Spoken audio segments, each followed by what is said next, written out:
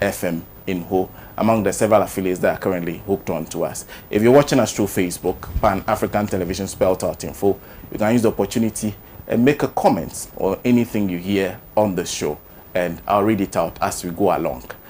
We are also alternatively displaying a number on our screen. If you're watching Pan-African Television, you can see a number that you can use to send a WhatsApp or a text message, a WhatsApp message or a text message on any issue, any of the issues we'll be discussing.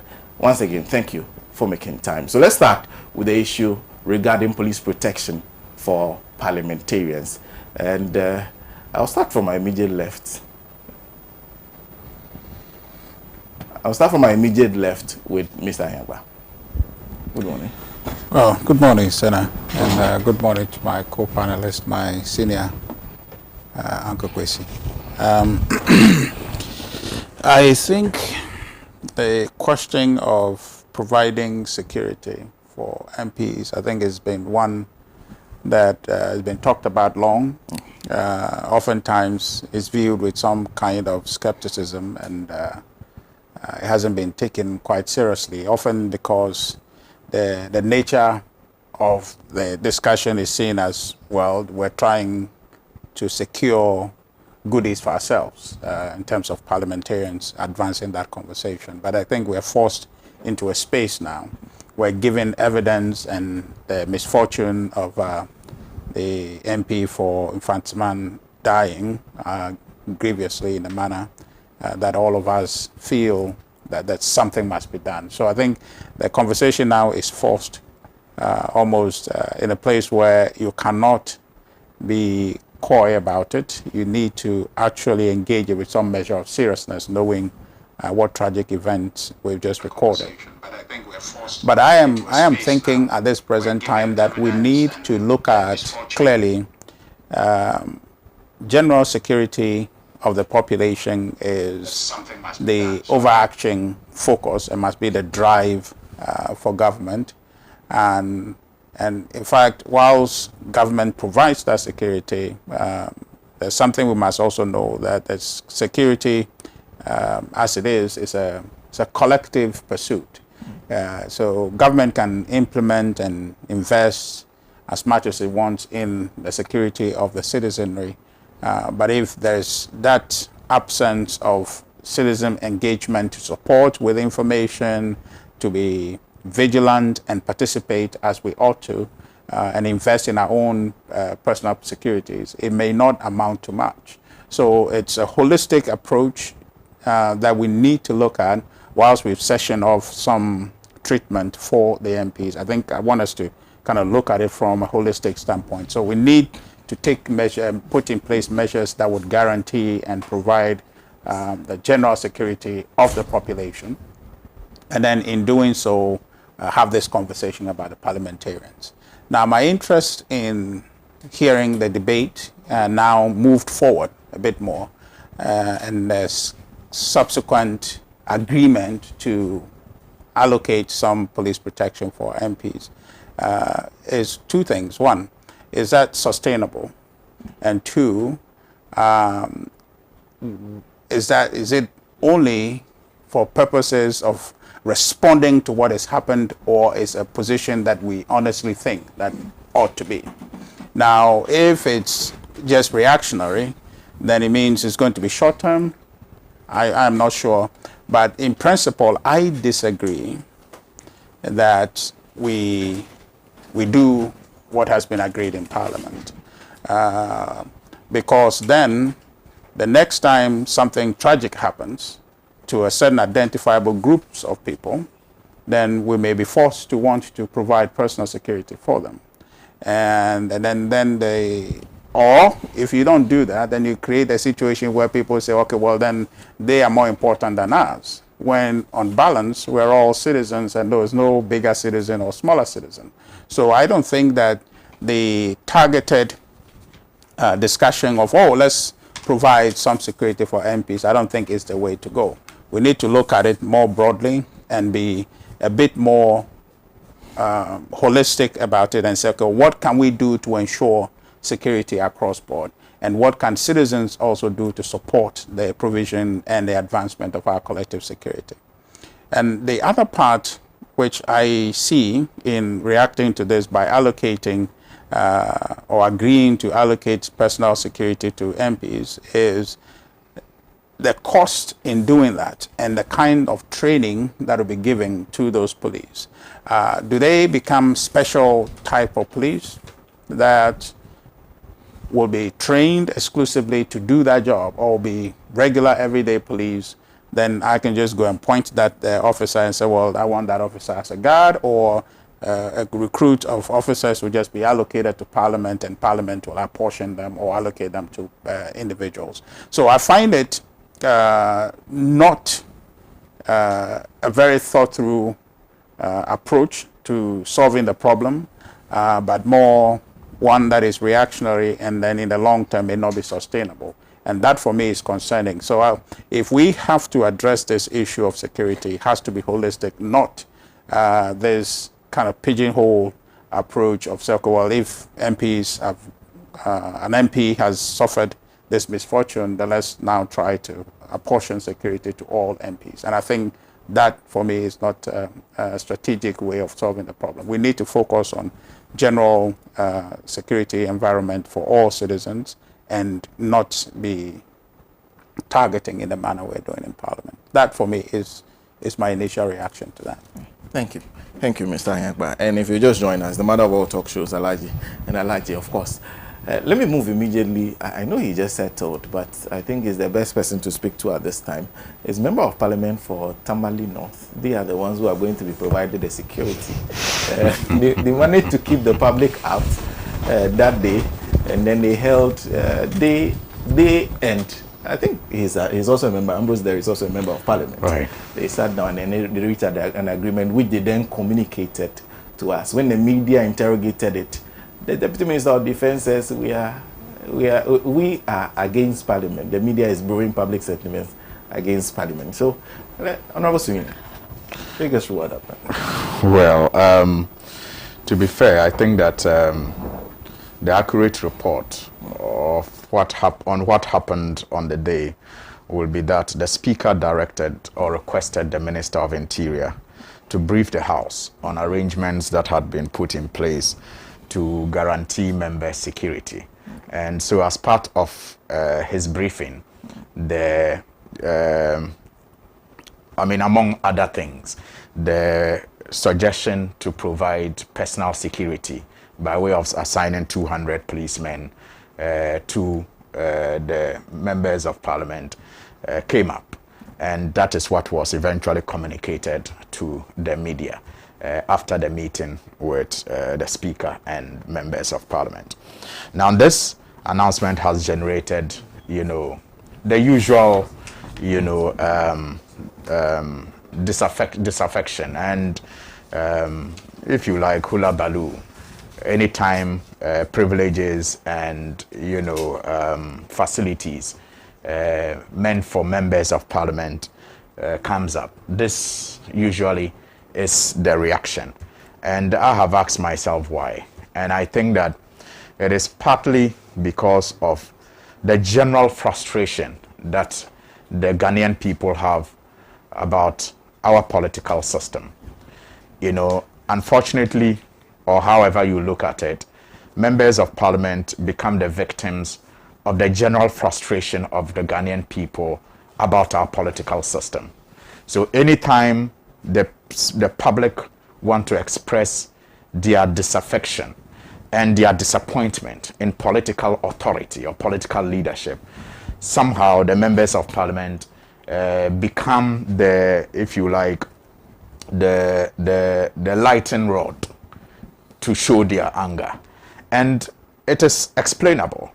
I mean, if you look at the nature of our democracy, I think apart from assembly members, members of Parliament are those who also have a constant interaction with the people. So they represent the politics, and the good of the politics and the bad of the politics. It's easily associated with them. I mean, you have flag bearers also campaigning across the country, but really, how long do flag bearers stay even in a constituency or in a community? They pass through most of the time. But the members of parliament tend to be, you know, the embodiment of our politics. And so anything that is wrong with it is easily vented against them. And that is why perhaps members of parliament must understand that they may just be victims of, you know, a very bad situation that we have. And so in reacting, you have to be very careful. Not to, like we say locally, pour petrol into fuel. You need to understand the situation that you find yourself in, and also understand the situation that the people find themselves in. Because really and truly, our system is frustrating. Our political system is frustrating. And people have legitimate concerns to express those frustrations. Unfortunately, if you find yourself in the position where you become the touch, you know, the touch that is used to express that frustration, you need to also, you know, find a way of dealing with that situation. That's what some of our members, some of our colleagues perhaps are not able to understand, and sometimes retort in ways that rather provoke people the more. Look, this issue of personal security for members of parliament, personally, I have been very indifferent, personally, because maybe I tend to place more premium on personal security and also God's protection, of course. But you have to understand the general reaction from the real situation on the ground. People generally feel unsafe. They don't feel secure. So to venture into an act that suggests that you are more concerned about the security of already privileged people, because as members of parliament, you occupy a privileged position, you definitely will have that reaction from the general public, who also equally feel unsafe and are not convinced about steps that are being put in place to guarantee their safety. You need to understand that reaction. It's a natural reaction. Anybody in that situation will react the way the public is reacting. And I find absolutely nothing wrong with that. My only concern is that, for me, maybe by my upbringing and by my socialization, anytime I see unfairness or imbalance, I tend to be drawn towards equity. And in this discussion, I see an unfairness and I see an imbalance in our provision of security architecture. So I hope and pray that the discussion will lead to a situation where equity will be served. Equity can mean an extension of what exists, or an abolishment or extinction of what, you know, exists and what currently pertains. According to chapter 8 of our constitution, the security of this country is with the executive. For us all to be safe, it is the responsibility of the executive and not the legislature. I mean, the legislature, yes, have a role to play, but the framers of the constitution put the security of this nation in the hands of the president, his vice president, who are the chairpersons of the National Security Council. So if I do not feel safe as a citizen in a democratic republic of Ghana, the person who should be held responsible first and foremost is the commander-in-chief and his appointees, because he swears an oath to keep us all safe when he is elected as president. Now, what pertains? The person who is responsible for our security, in my view, has excess security around him. In my view, some people think he needs more security. In fact, some security men are assigned to just guard a chair. I think he has excess security around him, but he is responsible for our security. Ghanaian people do not seem to have a problem with the security around our presidents. We never really have had or raised issues with how many security men are appointed to guard the president. Now he's responsible for our security. We don't have an issue with that. When the president nominates somebody amongst us to become a minister of state, which is also, by the way, a privileged position, he also is given police protection. As a people, we don't have a problem with that. We don't seem to have a problem with that at all. And I wonder why we don't. Because if we do not feel safe, and the person who is responsible for our safety is acting in ways that suggest that he is more concerned about his safety and the safety of his appointees, I think we should have issues with that. But we don't seem to have issues with that. So he nominates somebody to become a minister, and he's entitled to a police officer, and we don't have a problem. He appoints somebody to become a district chief executive. He's given a police officer to protect him or her. And again, the Ghanaian people, we don't have a problem with that. That is the person who is supposed to ensure that or guarantee our security. He nominates someone as DCE. Heck, even when he nominates one of us, members of parliament, to become a minister, he's given police protection, and we don't have a problem with that. So like I said, by my orientation and my upbringing, when I see unfairness and imbalance, I seek equity. I seek equity. I'm not saying members of parliament deserve police protection, but I'm asking the question why we can tolerate those who are responsible for our security when they give themselves security, but cannot tolerate the other part. So my hope is that the discussion will lead to a situation where we say, look, if you are minister of state, you are not entitled to a police officer, just like the members of parliament, until you provide security enough for all of us. If you are a district chief executive, you are not entitled to a police officer, because as part of the executive, it is your duty to ensure that the people feel safe. So that you deny all these people that police protection to provide equity. And maybe you even reduce the security around the president and tell the president that he must make the whole country safe enough for all of us not to require personal security. Then equity would have been served. Or you say, because these people have the personal security, let the MPs also have personal security. Equity would have been served. But in my view, equity will be more served when we all, work towards ensuring that our country is that safe that you will not require special police protection, whether you are minister, whether you are DCE, whether you are MP, or whether you are just, a taxi driver or a market woman. That for me is when equity will be served.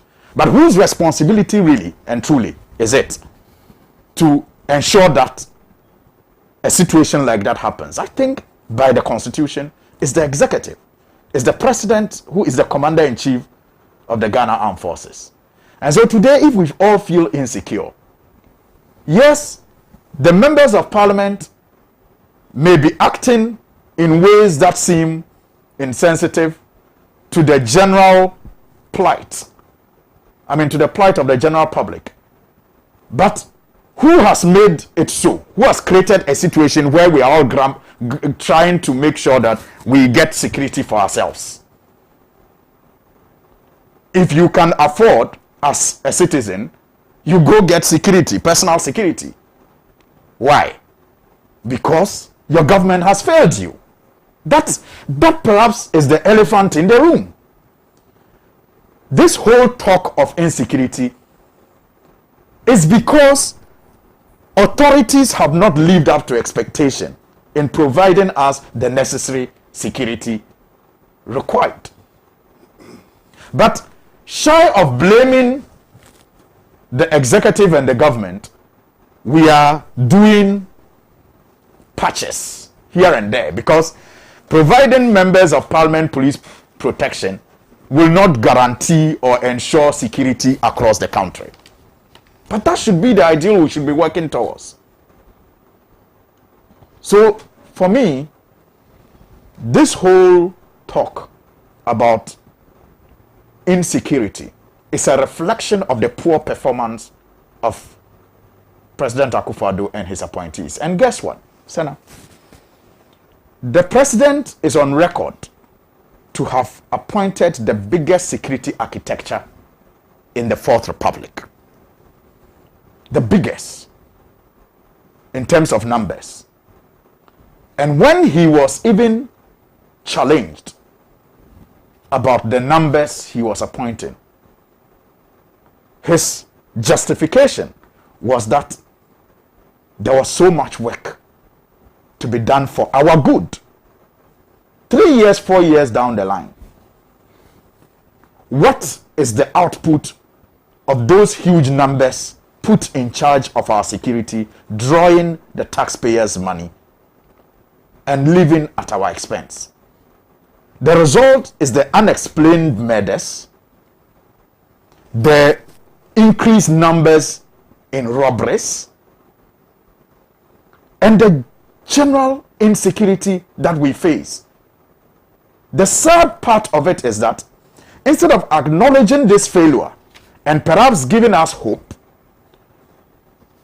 members of this government are telling us that there is no insecurity situation, that people are safe, and that it is the opposition that is creating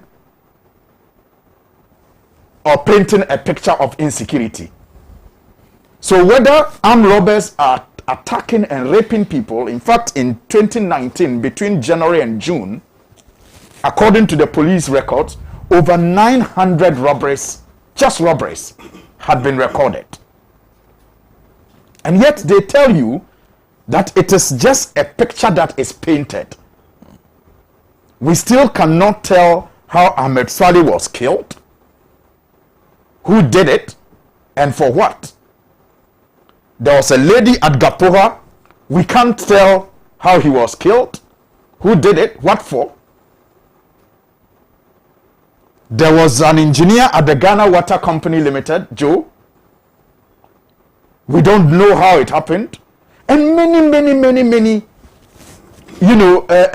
such unexplained murders. In fact, when the vice president, I think, went to Mfansiman, or it's the president himself, the Omahin of the Mankesim area had cause to also complain about these unexplained murders.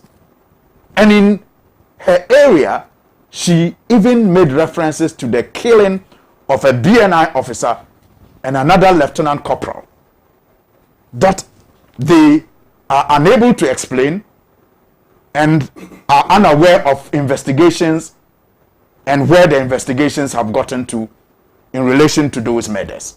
So it cuts across board, and it is time the government wakes up to smell the coffee and live up to expectation, especially with the numbers that they put in charge of security. We should be having better than we are getting as a people.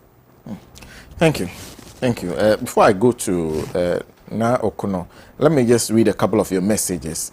Dennis Akwete says, our donor partners, if still any, should be feeling uncomfortable, if not mad, that our political leadership should think that the best way to tackle the insecurity of Ghana, just because very few MPs have been a victim of armed robbery or serial killing, is to provide 3 police officers each to our MPs. He says, I am one of the few who believe that the privileges offered MPs, especially where they have to provide their own vehicles for official duties, do not make sense within the context of government being made up of 3 organs. But this is not the best way to respond to the insecurity of the nation Ghana. Anto Osei says, police protection, if necessary at all, should be for parliamentary candidates campaigning day and night across the country. More so, it is not all MPs who are campaigning. Therefore, the other is misplaced. It is a knee-jerk decision. Send that from Medina. Philip Adika says, I salute you. With regard to the security issues in the country, why is the government not putting a mechanism in place that will protect all citizens rather than being selective? What at all is happening? Says, okay, thank you. Yusuf Issa says, in fact, for me, the MP should not be given the security because the whole country's security should improve instead of giving security to only MPs.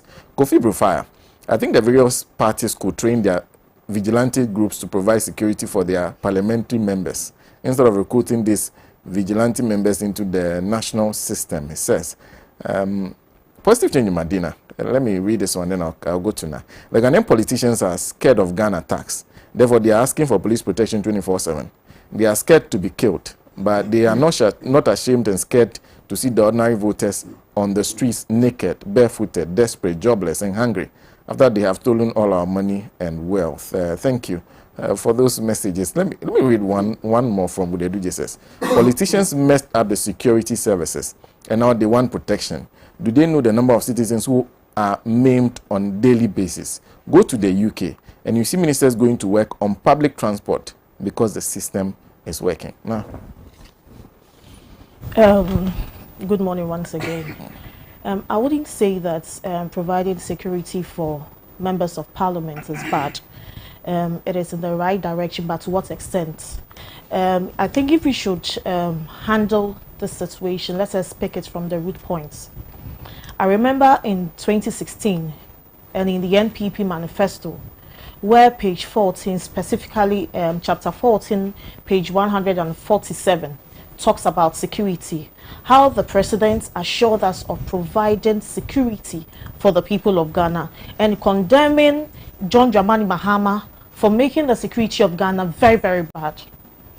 Just after the 2016 elections, 2017, 9th January, aka Nanka Bruce, was brutally attacked at the Flagstaff House in the name of some supposed armed robbery or something.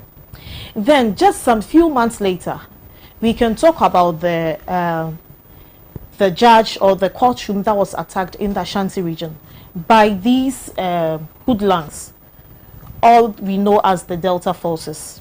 These have been going on and on and on.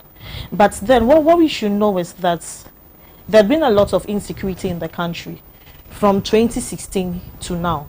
Let's not go back to before 2016. But since 2016, we can first raise the issue of these kidnapped girls, the 4 kidnapped girls. As of now, nothing has been done about it. Are we going to say that we are going to provide security for all girls who walk on the streets of Ghana because 4 of them have been kidnapped? Now, when we go even to our journalist, Manasseh Azuri was forced to resign from multimedia. Are we saying that we would have to provide security for him because his life is under threat or something? Are we saying that we are going to provide security for all journalists because Ahmed Swali was killed? And even up till now, we don't even know who killed Ahmed Swali. No reports have been given out. I don't know where the investigations have gotten to. But then we move down and move down. Look at this graduate that was stabbed and killed during just this ended registration exercise. Are we going to say that every polling agent or everybody who works as a party functionary would have to be provided security?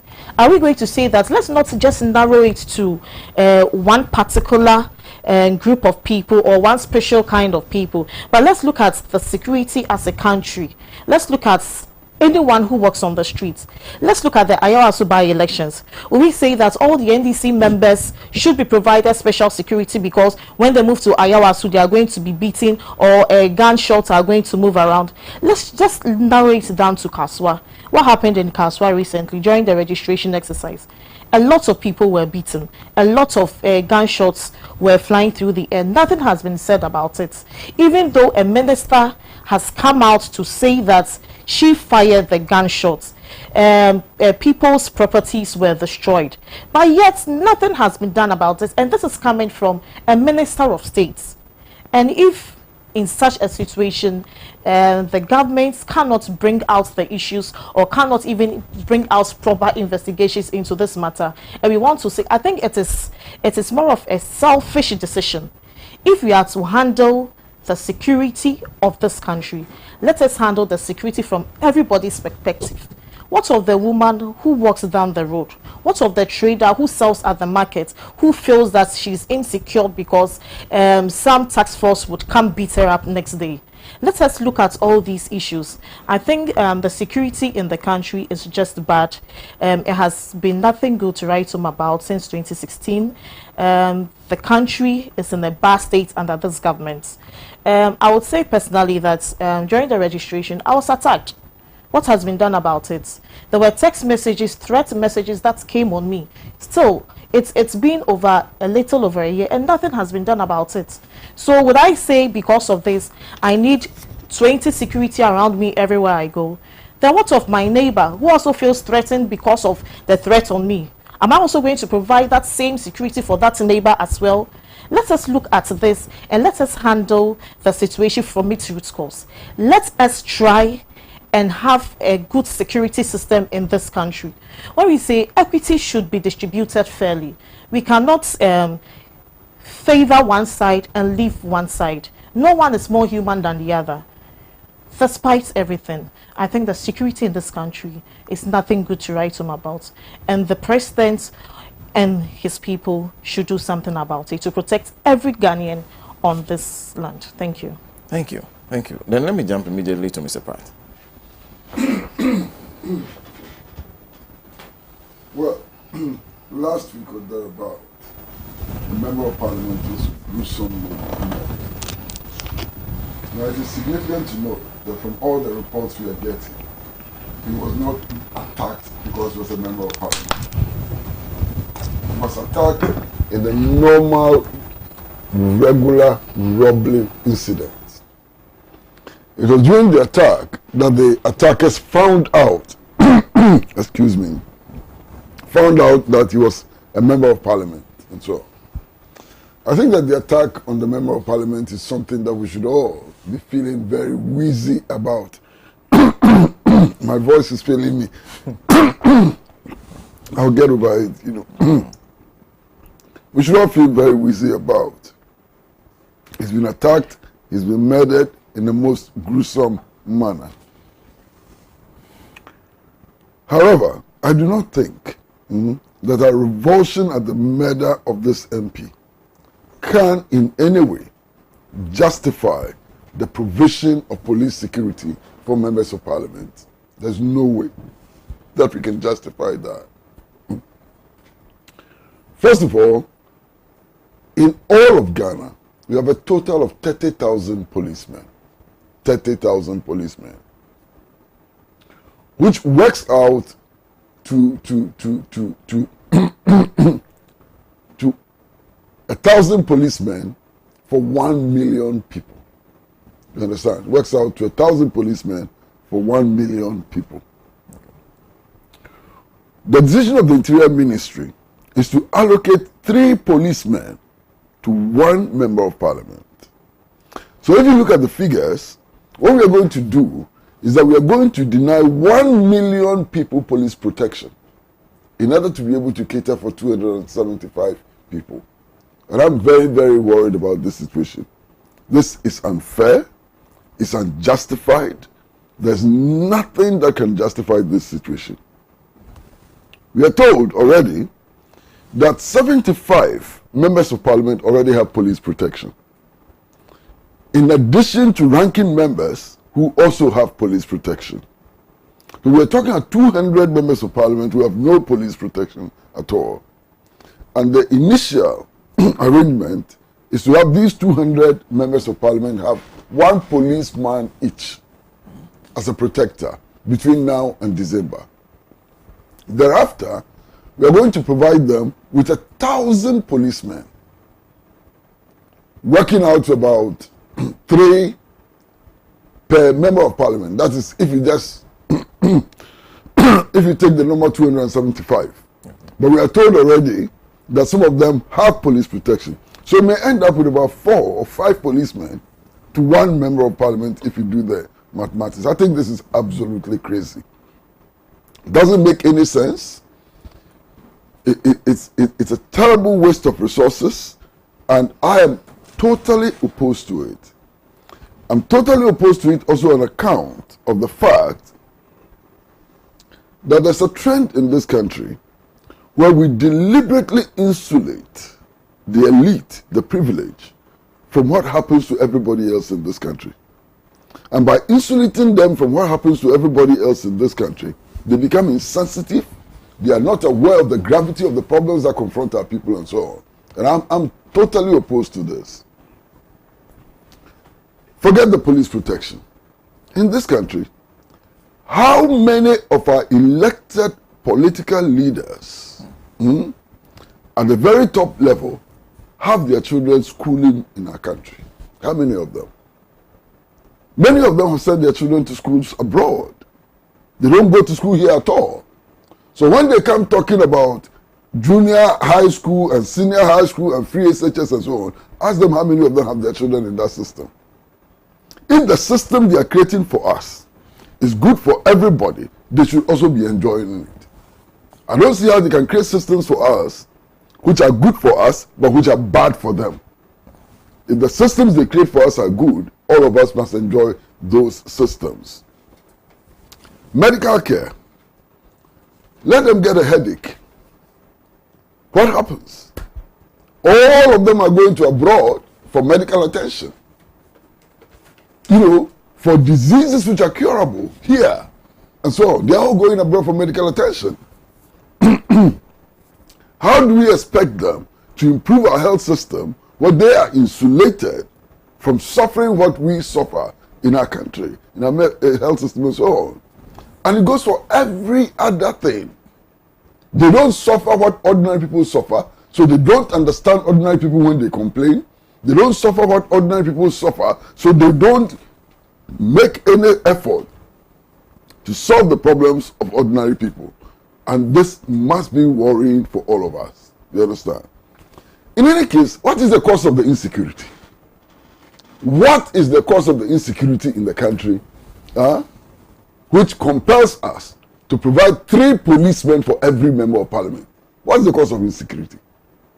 We all do know that vigilantism has contributed significantly to the worsening security situation in this country.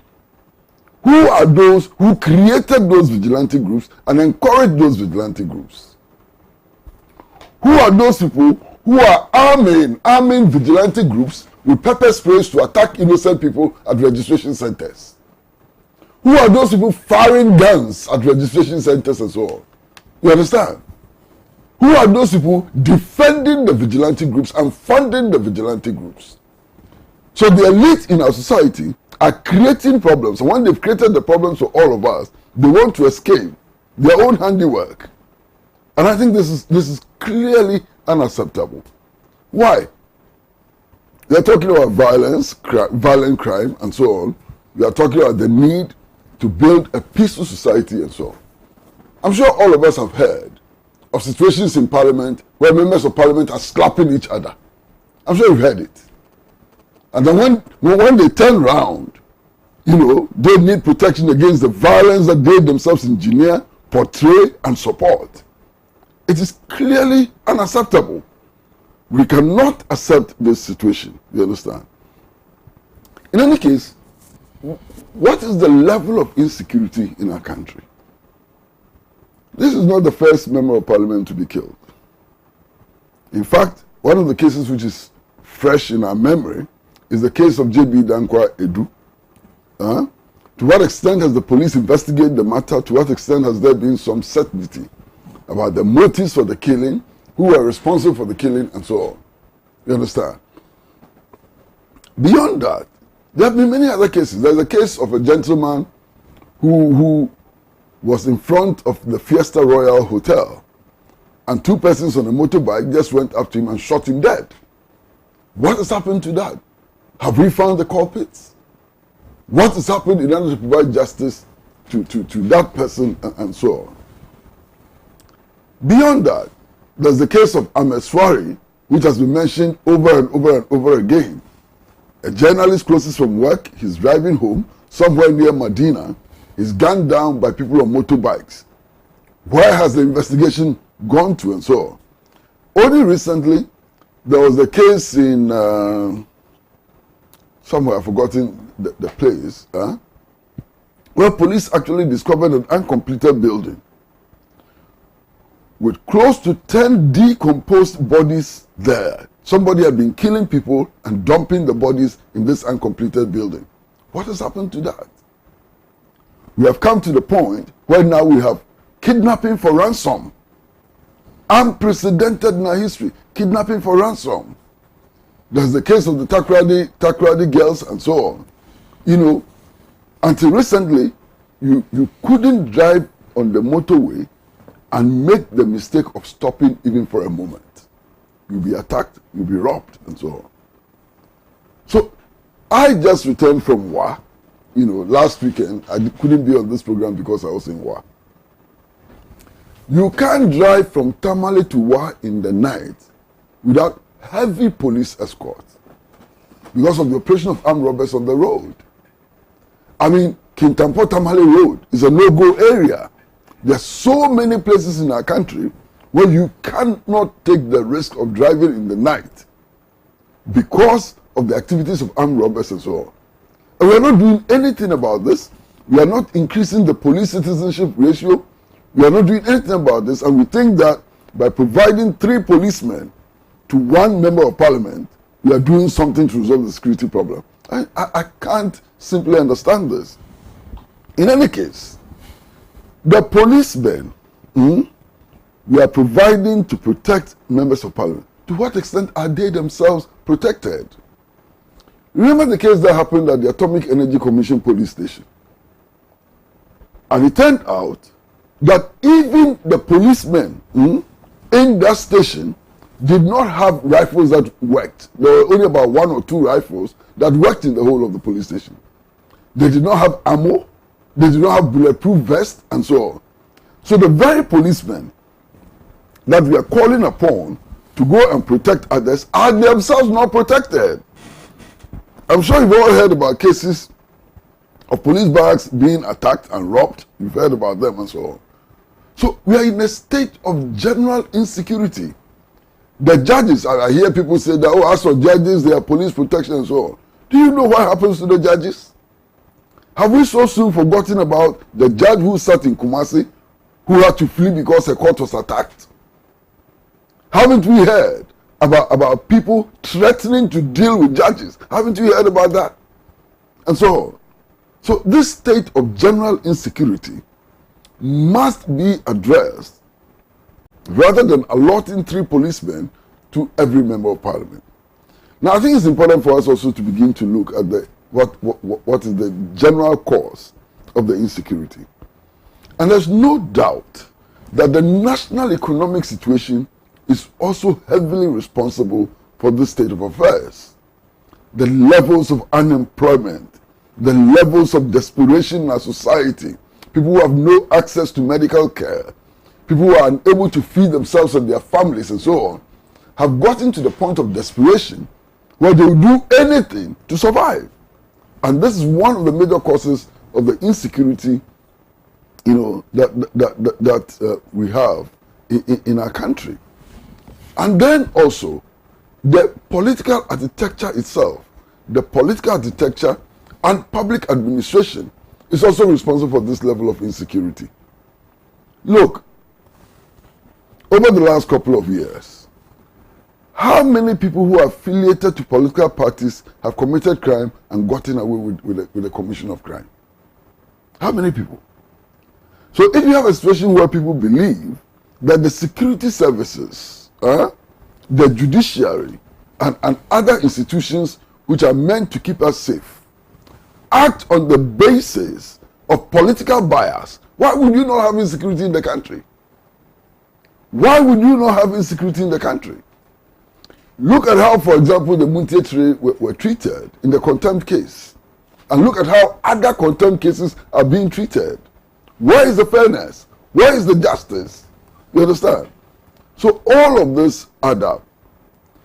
I am completely opposed to the provision of police security exclusively for members of parliament.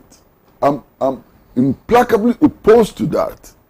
And I'm even more opposed to that when it comes to providing every member of parliament with 3 policemen. It doesn't make sense. It is crazy.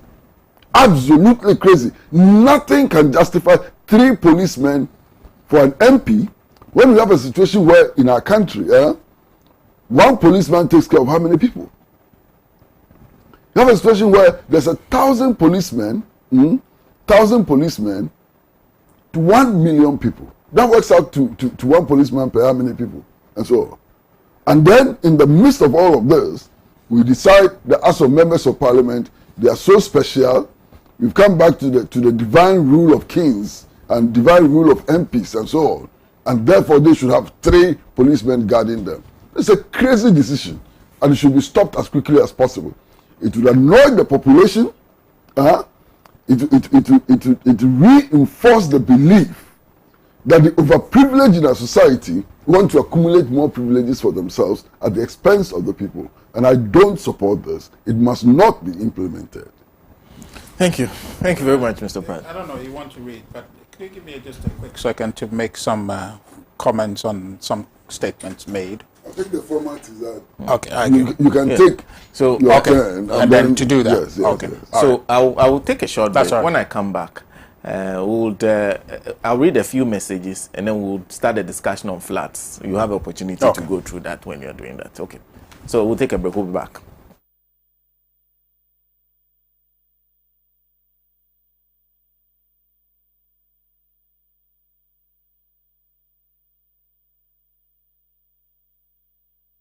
I go kill you with enjoyment. 10 years of rewarding radio and television excellence. 10 years of rewarding excellent voices and personalities. 10 years of providing quality entertainment. RTP Awards, it's 10 years. The excitement is back. The 10th Adonko RTP Awards hitting the Kempinski Hotel live on the 7th of November 2020, coupled with spectacular performances. Time 6 p.m. The Adonko RTP Awards is brought to you by Adonko Hand Sanitizer, Adonko Next Level Energy Drink, Jimray Estates, Bio Litigation Freelance, Verna Mineral Water, Your Lifestyle, Dofu Roofing Systems, Yas Tissues, Special Drinks, Jerigate Fashion House, Papa's Pizza, Axis Shipping, 247 Zara Boutique, A to Z Auto Services, Sumisura by Abdul, a step ahead in tailoring. The 10th Adonko RTP Awards is a black tie event. Attendance is by invitation. For Pan-African TV to win more awards, vote for us now. For Alhaji and Alhaji to win Television Current Affairs Program of the Year Award, dial *447*111#. Select RTP Alhaji and Alhaji to vote. Or you can log on to rtpawardsadfrica.com. Select RTP Alhaji and Alhaji to vote. I go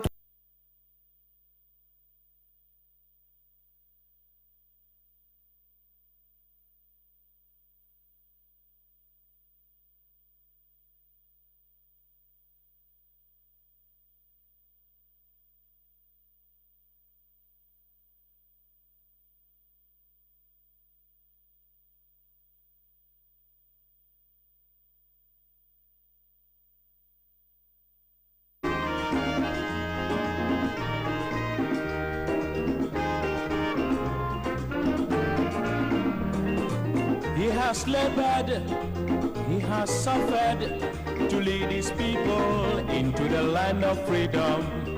He is the Redeemer. Well, you're welcome back from that break. You're on the Mother of All Talk Shows, Alhaji and Alhaji. We are live from the studios of Pan-African Television. Big thank you for making time. If you're just joining us, you missed the discussion on the issue of police protection of MPs. Maybe you may have some other issues being raised as we go into the discussion with flats, because that also has to do with issues of safety. They are becoming a major issue. But let me do a couple of your messages. From Facebook, I'm still reading from Facebook. The DJ is saying, after paying them with our taxes to work for us, they need protection. Can you imagine a house help asking the boss to provide him with a security man to protect him in his boys' quarters? That is coming from the DJ. Very interesting opinion. Josiah Lanyo Fenuku says, dead men and women cannot benefit from development projects. Therefore, I call on all Ghanaians who value their lives to vote for security. Eric Kokusepanu says, security for the state of Ghana can't be implemented in exclusivity for the few. Our politicians must wake up. Ebenezer Kofi said, Mr. Wanma, I much respect because he's saying, okay, because he's saying makes sense, a lot of sense to me. Atusi Isaka Amadu. Okay, this one, Abubakar Napari Alasan says, it's not that the security in Ghana is not working, but only this government. Okay. No trust in our security system. So Ghanaians should bring JM back to build our security. That's from Napari. Gafaru. Let me jump to the name. Gafaru Dabushi. I think that's the part of the name I can mention. And it says that, especially, okay, insecurity in this country is too much. And yet government is telling us that he improved our security with their needs. Sena, we lost a great person in the Savannah region, Mr. Abu Kamara. May his soul rest in peace. Mark, okay. There are those who have other issues. Thank you for the message you are sending in. Achimfa Hamod said, don't parliamentarians take consolidated salary, security inclusive? If any parliamentarian fails to engage the service of a security personnel, who calls him? He sent that from Tamale. Mary Bochwe says, if you bring home a lion and refuse to feed for a day, it will start eating your children and one day pounce on you. So those are some of the messages you're sending to us. I'll read some more as we go along. Now, we're talking about the issue of floods. There's been a lot of reports in the northern part of Ghana about floods there. Terrible, very, very terrible. In some cases, they have submerged a whole community. People have lost their houses. Their entire structure just collapsed to the ground. We have also had some recently in the capital in some parts of Ghana because of the heavy floods we are seeing at this time of the year. So we will talk about the floods. I wanted to start with Honorable Suhini, but Mr. Anyangba has indicated that there are some issues to raise with just briefly before okay. I can go to him, I don't know. Okay, but then hold on. Right, let me start with Honorable Suhini. I'll come up to you. Well, Sena, thank you. Flooding in our part of the world has become a yearly affair, sadly. Every year we count our losses, and the problems or the reasons for the flooding remain the same. I have said somewhere that it looks as if Africans have been so pampered by God with a beautiful weather that it has in some cases made us seem very lazy in the way we approach problems that face us. I sometimes just wonder how we would have treated snow if we had to deal with snow every year in our part of the world. The number of lives that would have been lost to snow.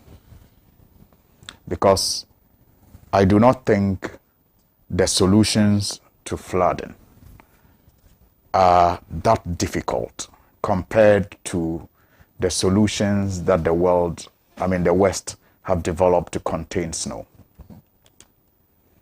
So I wonder why the reasons for the flooding have remained the same even before some of us were born. And today, by the grace of God and the magnanimity of our people, we are in leadership and the reasons are the same. It's sad. It's so pathetic when these things happen and you go to those scenes. I have been to such scenes as, a community member, as a journalist reporting, and now as a politician. And the helplessness of the people who are affected by these floods can break the strongest of hearts. I don't think even the devil will rejoice seeing people in that condition. I have it's a stretch of communities in my constituency. Every time I hear about rain, so I'm in Tamale and it is raining, my mind is on those communities because I know that there will be reported floods. From the Gumani to Tunaili to Fo. And you see, sometimes we have to understand that politics is about making choices that serve us better. It is not like supporting football clubs, where whether Man U wins or Chelsea wins, you lose nothing, but perhaps your sanity and peace of mind and joy. Politics is about a choice that serves you better.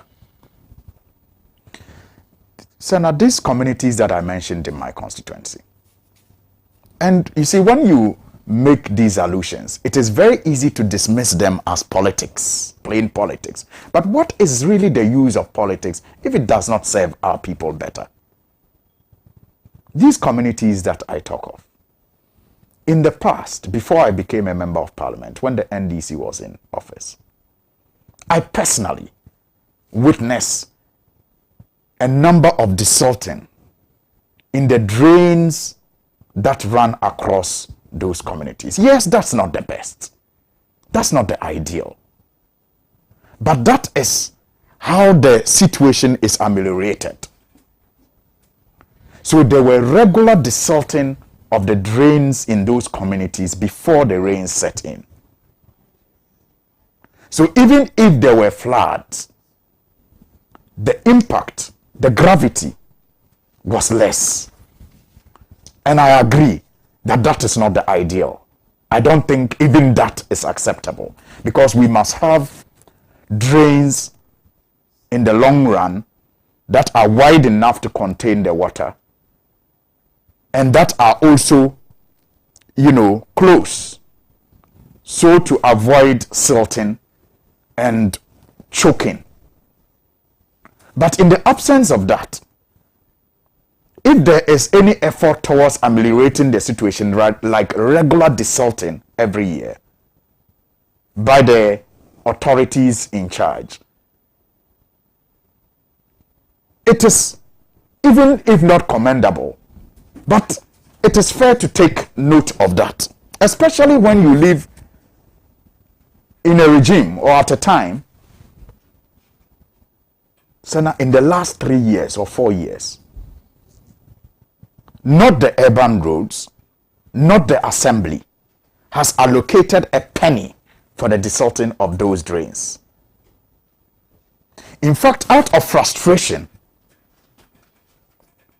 I had in 2018 to allocate part of my common fund, which is meager compared to the assembly's fund, because in fact the common fund, which is 100%, the MP's share is just about 2.5%.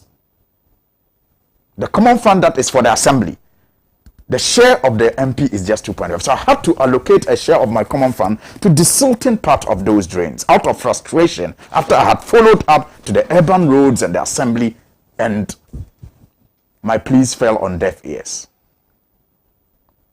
So the little that the common fund could do, the share of the common fund could do, I had to use it in 2018 to desalt those drains.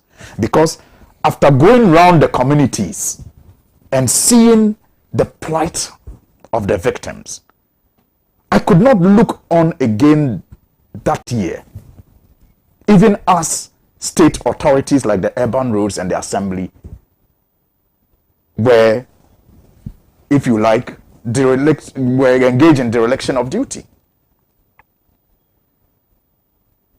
And 2020, the same experience we have.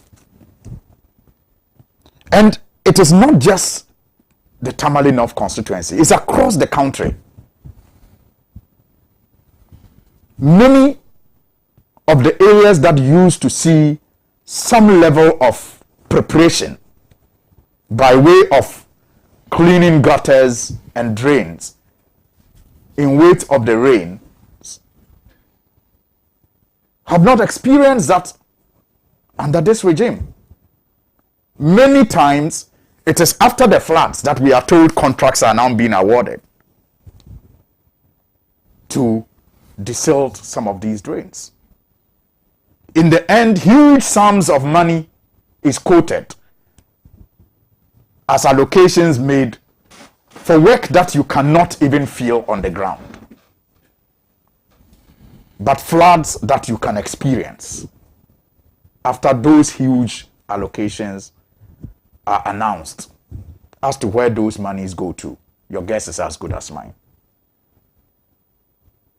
So I think that we need to understand, first of all, that by our location as a country, by the texture of our soil and the location of many of our cities, flood is something that we will experience every now and then. But it can be prevented or ameliorated by executive or leadership actions in the way we construct our drains and in the way we keep them clean. Let us not, however, ignore the responsibility of us all as citizens. Yes, the bigger role in keeping all of us safe as far as flood is concerned should be championed and led by the people we put in authority, by the way they allocate resources and the time they allocate those resources and what they use those resources to do to improve our communities and our cities. But there is a role that we also have to play. Apart from demanding that of them, which is one significant role we must play, we also have to be responsible. I am not excited, for example, that we have open drains still in our communities. But even where they are, I mean, how can you justify the conduct of some of our people who will deliberately, throw garbage to choke these drains? How? Again, you talk about buildings and waterways and all of that. Yes, sometimes you can understand the frustration that people have to go through to do the right thing. But I always say, that's why I started by saying, demanding better service from our leadership should be our first responsibility as citizens, before any other responsibility is added to it. But we tend to think that supporting political parties is like joining football clubs and supporting them. And so when your team is not playing well, it is still red till hell, or is blue till hell. When the player is not scoring, it is explained away as he having a bad day, and not he perhaps deliberately not doing what he's been paid to do. So let us demand more as citizens of our leadership and authority. I think that it is sad that every year we have to have discussions about floods and record, in some cases, in many cases, loss of lives and property. But it is not enough for us to continue to lament and not expect that the structures that must be put in place to prevent these floods are demanded of the people who have the authority to do so. I think we have enough funds in this country. When you look at the misappropriation and allocation of funds. Elizabeth Joyce Akolo says non-parliamentarians are killed almost every day. Silas of Bono was killed during the registration. 3 people have been killed and dumped in uncompleted building in Ashanti region. I can go on and on. We are all at risk. So why the discrimination? She says. And Effie Adam says, what sort of, with protection of parliamentarians, does it mean police will not protect citizens? Instead of the entire Ghanaian populace, killing one parliamentarian means protecting all of them. What about many citizens that are killed all the time? This is okay. Thank you very much for that message. AU Farouk in Tamale, I think I understand today's birthday, says, indeed, the current state of Ghana's security is nothing to write home about. The president must wake up. He is sleeping too much. Providing security to our legislators is a good move, but this should be done across the board. That's AU Farouk. Well, Mr. Ayagba. Yeah. Oh, thank you. I'll address the flood issue, but I just thought correct some perception and the impression that was created that the state of insecurity is an advent of a new government, and therefore before we're living in a state of absolute security. The unfortunate, and I say, the unfortunate politicization of security in this country is going to do us more harm than good. And the earlier we find ourselves at a place where we address the issue and advise or submit our views to say that let's take step A, B, C to ensure the security of all of us, the better. And this thing is carried on way too long, and I don't think it's helpful. It is not good politics for anybody to want to say that security today is nothing to write home about, or security today is the responsibility of Mr. President, Mr. This, as though there hasn't been presidents in this country before under whom worse things have happened. And I think that we need to elevate and move to a place where we're having serious discussions about this. And I just want to read some statistics to you. And this is the 2016 crimes statistics or issued by the police. And the critical number I want you to look at is that at the close of 2016, the total number of cases under investigation is 101,019. So when the perception is created that, unfortunately, a brother, Ahmed Swale, is killed and what has happened? This person was shot and what has happened? The question is, this is not as though that nothing is being done. That long before now, when those questions have been asked, there have always been issues under investigation, and there will always be issues under investigation. The key thing is that those will be investigated and resolved with time. If you go down, you see they have classified the crimes that have happened, and this is 2016 and 2015 official documents. Assaults, 55,624 in 2015. It went up in 2016, 59,158, changed by 6.4%.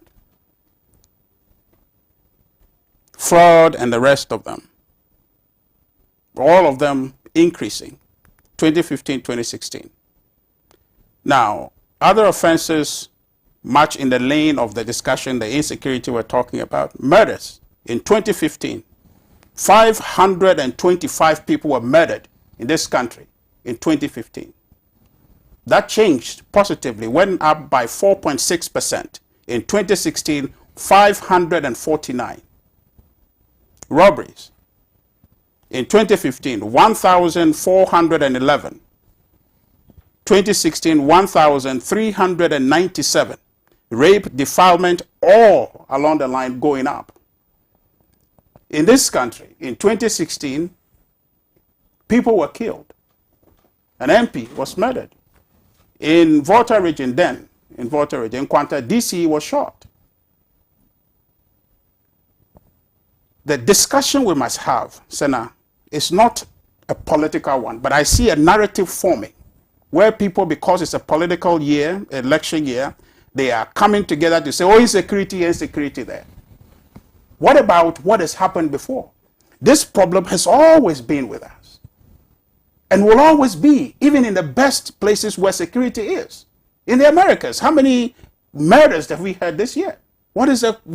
How can you then singularly situate and say that government, this president?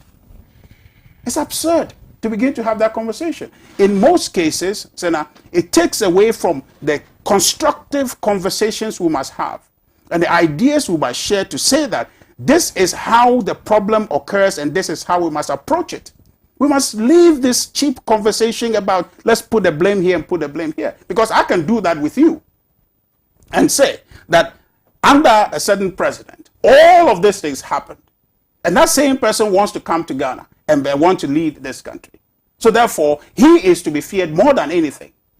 And by the way, is the situation today is building on what foundation he left. So what you have today is a reflection of what was built yesterday. So then where do we end? And I just read you the statistics. So what was sold yesterday is what is being harvested. And so in order for you to prepare a better future, you need to deal with the defect of yesterday, which is what is being dealt with.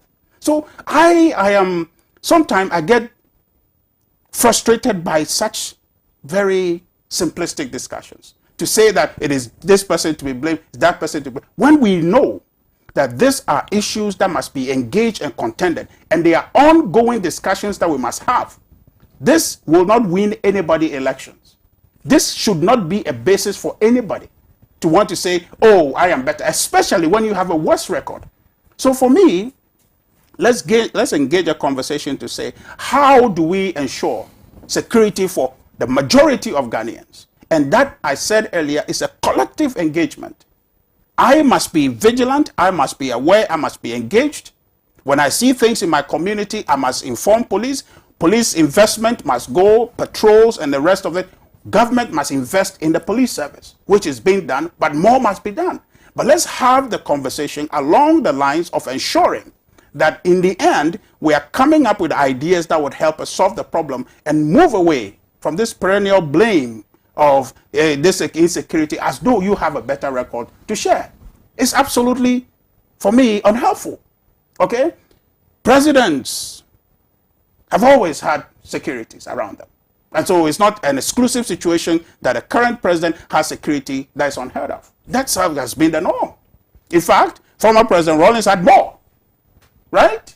And there was nothing wrong with it. Because we value him as our leader, and so we want their safety to be guaranteed, because unless they are safe, they cannot be safe enough to ensure our security. So that is a principal position that cannot be discussed and disputed. So let's move away and begin to have a clear conversation about how do we move forward?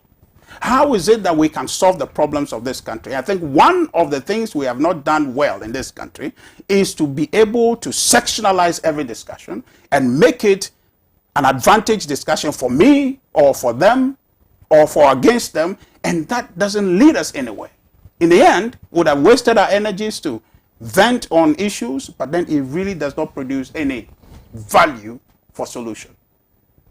And that has been the state of our discussion. And it's the same thing with flooding, right? You have a suggestion to say, oh, people have died when there's rain. You think about this. It's something we must do. But here in this country, recently, wasn't it flooding that killed in excess of so many people, 100 people, that we buried them? It happened.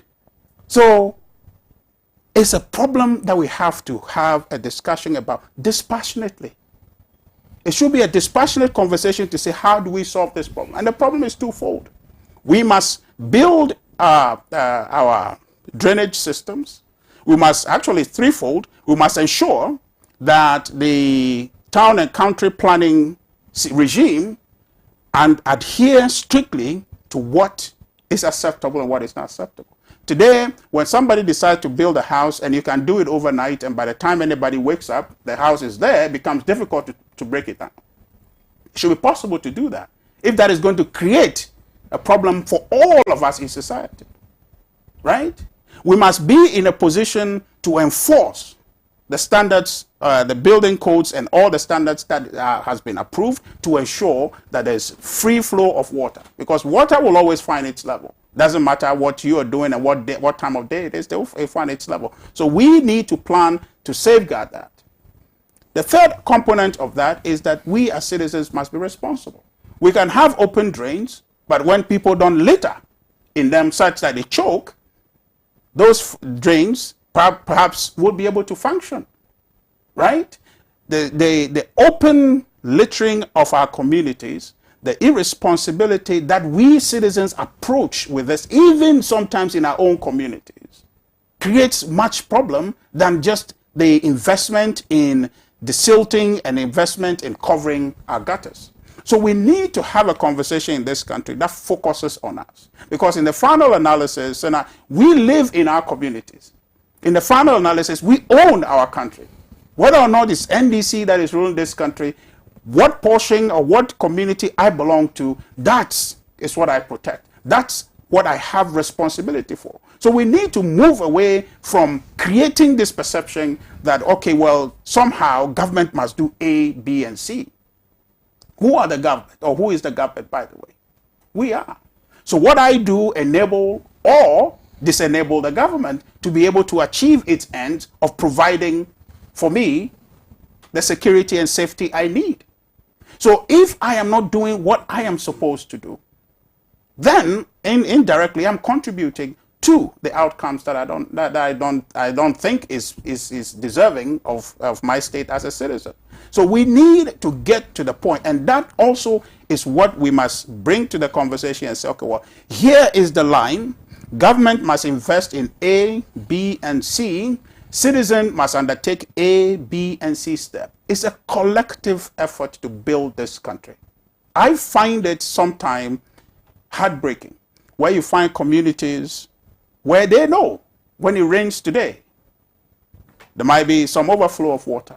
But you nearby, when the dry season and whatnot, they forget themselves and litter plastics and the rest of it. But when chickens begin to come to roost and they begin to see that they are flooding, then somehow it's government. We need to approach. See, the development of some parts of the world that we look at and say, okay, look at them. It's not wholly government. It's a corporate effort where citizens hold themselves accountable, and by holding themselves accountable, they hold government accountable. And the travesty of the case is that in our country, I think my brother was making a point about he doesn't understand how we accept a certain treatment. Say we give MPs security, we give ministers security. The truth of that matter is that if you cannot hold yourself responsible or accountable, you cannot hold another accountable. That is the situation we have in our country. We as citizens must begin to understand that our actions has long-term implications for how this country runs. So once I begin to hold myself accountable, that same discipline that teaches me to hold myself accountable is what inherently will drive me to say, look, if I am doing this, then my government official is not doing that, then it means that my effort is in vain. So therefore, they must be pushed to be accountable. So we must begin from the communities where we, with the limited resources we have, we invest the assemblymen working with their community, units, committees, working to say, like, in our area, let's make sure that this will not happen, because we are in a flood-prone area where potentially any amount of rain that comes down today can flood us. So these are the measures we're putting in place. Okay? That whilst we are doing that, these are the lapses we see that we don't have that can create problems for us irrespective of what good measures we are taking. So therefore we need the layer of government to try to help us cover these drains, do this and do that. Then that's how we build. That's why we have government decentralized to that level. Okay? But the superstructure, which is national government, can do its job if the microstructure is functioning. And it begins with individuals. It begins with all of us to take that responsibility. There's a day, there's a time and place for politics. But I believe that when it comes to some of these issues, security and how flooding and the rest of them are, we need to discuss and talk about it as Ghanaians, not as partisan individuals trying to score political points. That for me is burdening. That for me is unfair to the rest of the population. That for me is doing a disservice to ourselves in the country. Mr. Yangba, thank you.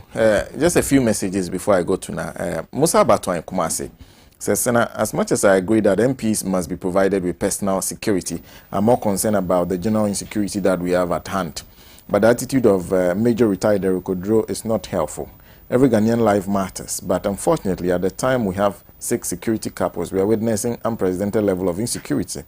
Akufo-Addo has totally failed on security and corruption. When the fundamental of your security is weak, killing innocent Ghanaians will expose you. That's from Musa Abatwa. Tafaina Mahia says, I support every MP getting 1 policeman for protection, but 3 is too much. Abba. I also agree with Kwesi. Also, citizens also need to be protected by our government. It says, this one is from King Farouk King Kaswa, who says, thumbs up for my incoming MP for ASEC Kaswa Honorable Na Koyo Okono, with submission on the security situation in our country, and at this clueless Nanado administration. And more fire by my incoming Honorable MP.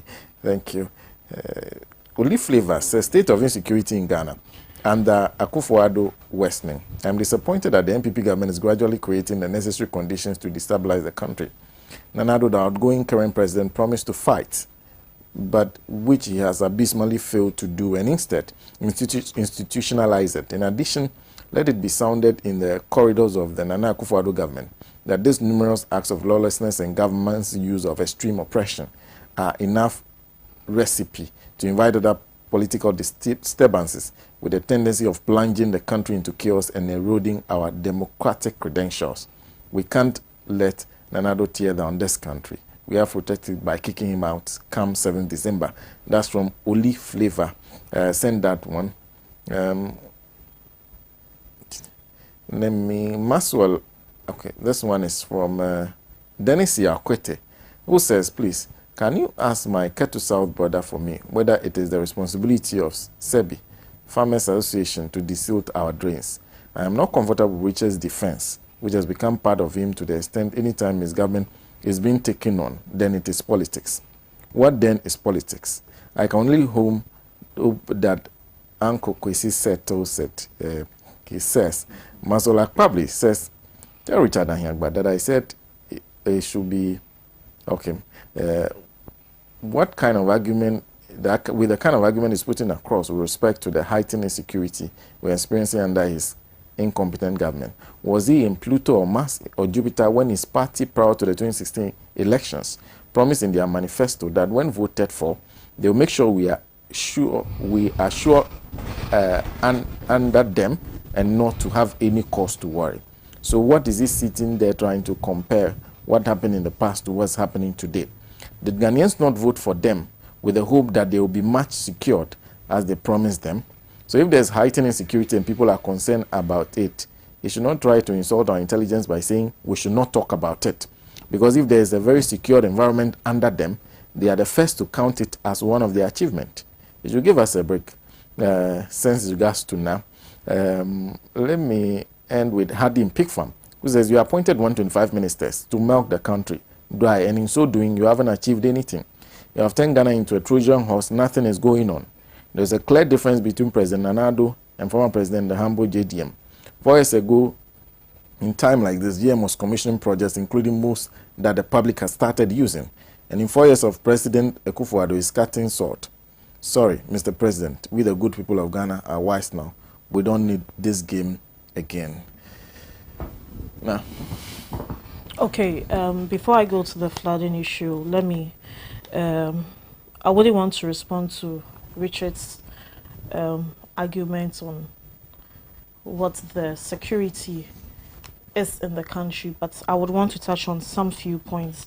To state it clear, I don't think there's a WAEC hall or any examination hall that any of us here wants to score political points.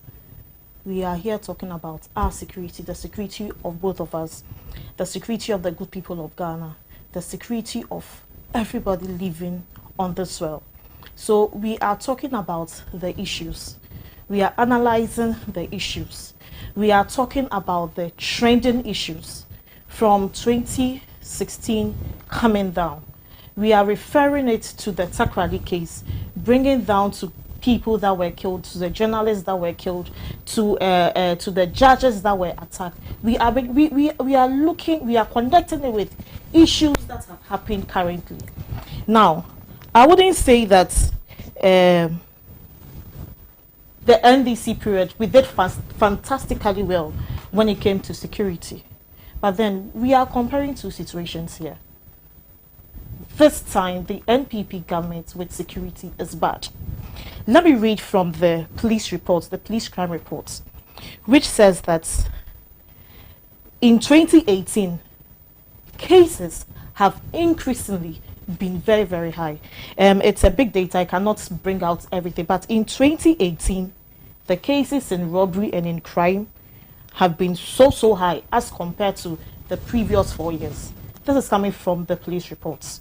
So to say that we are comparing 2016 to 2018, we wouldn't say anything or throw anything into the dust of the eyes of the people watching us if we don't have concrete and accurate response or results to what we are saying. Now, to the flooding issue, the floods always come to us. As people would say, it is always our human behavior that causes the floods. Every year, there's going to be floods in some parts of the country. Some places would be addressed in some situations. Some areas would be addressed in some situations. The very places that these floodings are addressed, the next flooding, it becomes worse.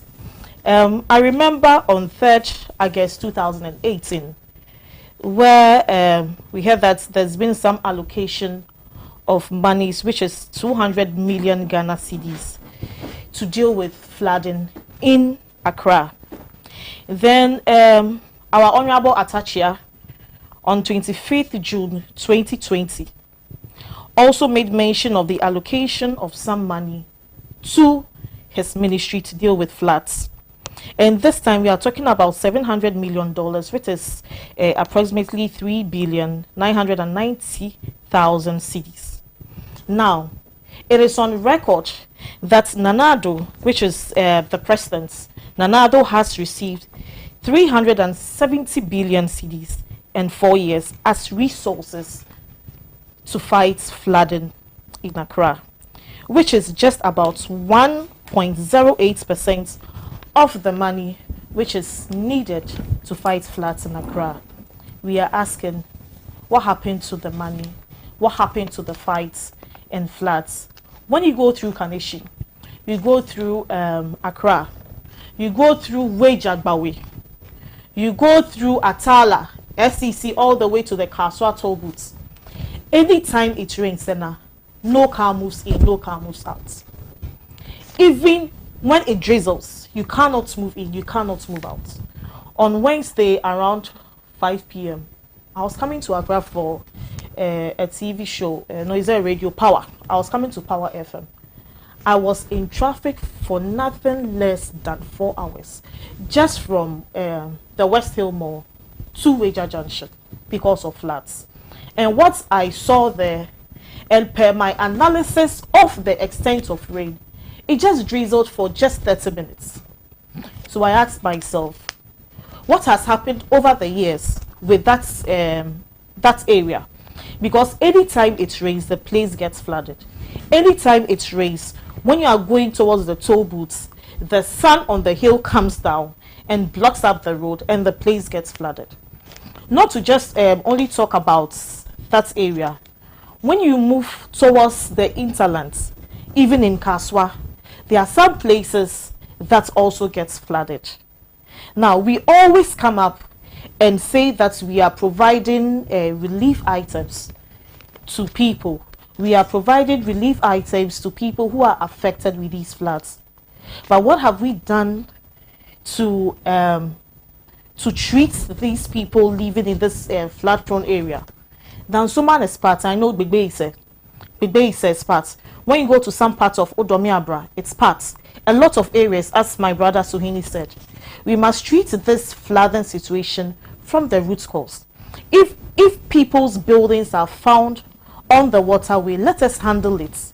Let's not polish it and pamper it the way it's been all this time. Because the more we pamper it, the person might find a temporary solution to his floodings. And this temporary solution would affect his next door neighbor or someone living on the next street. So with this, I think it is not being political, as my brother says it. It is in the interest of everybody. Let us find out what's the allocation of the funds being given to the ministry and being used for, and how far has the project to eradicate floods in Accra. Thank you. Thank you, Na. Let me read a message from Kojo Chumbafu, then I come to Mr. Pratt. He says, Sena, when the MPP are in government, they want to have apolitical discussions about everything. When they are in opposition, everything must be political. What was their insecurity campaign in 2016 about?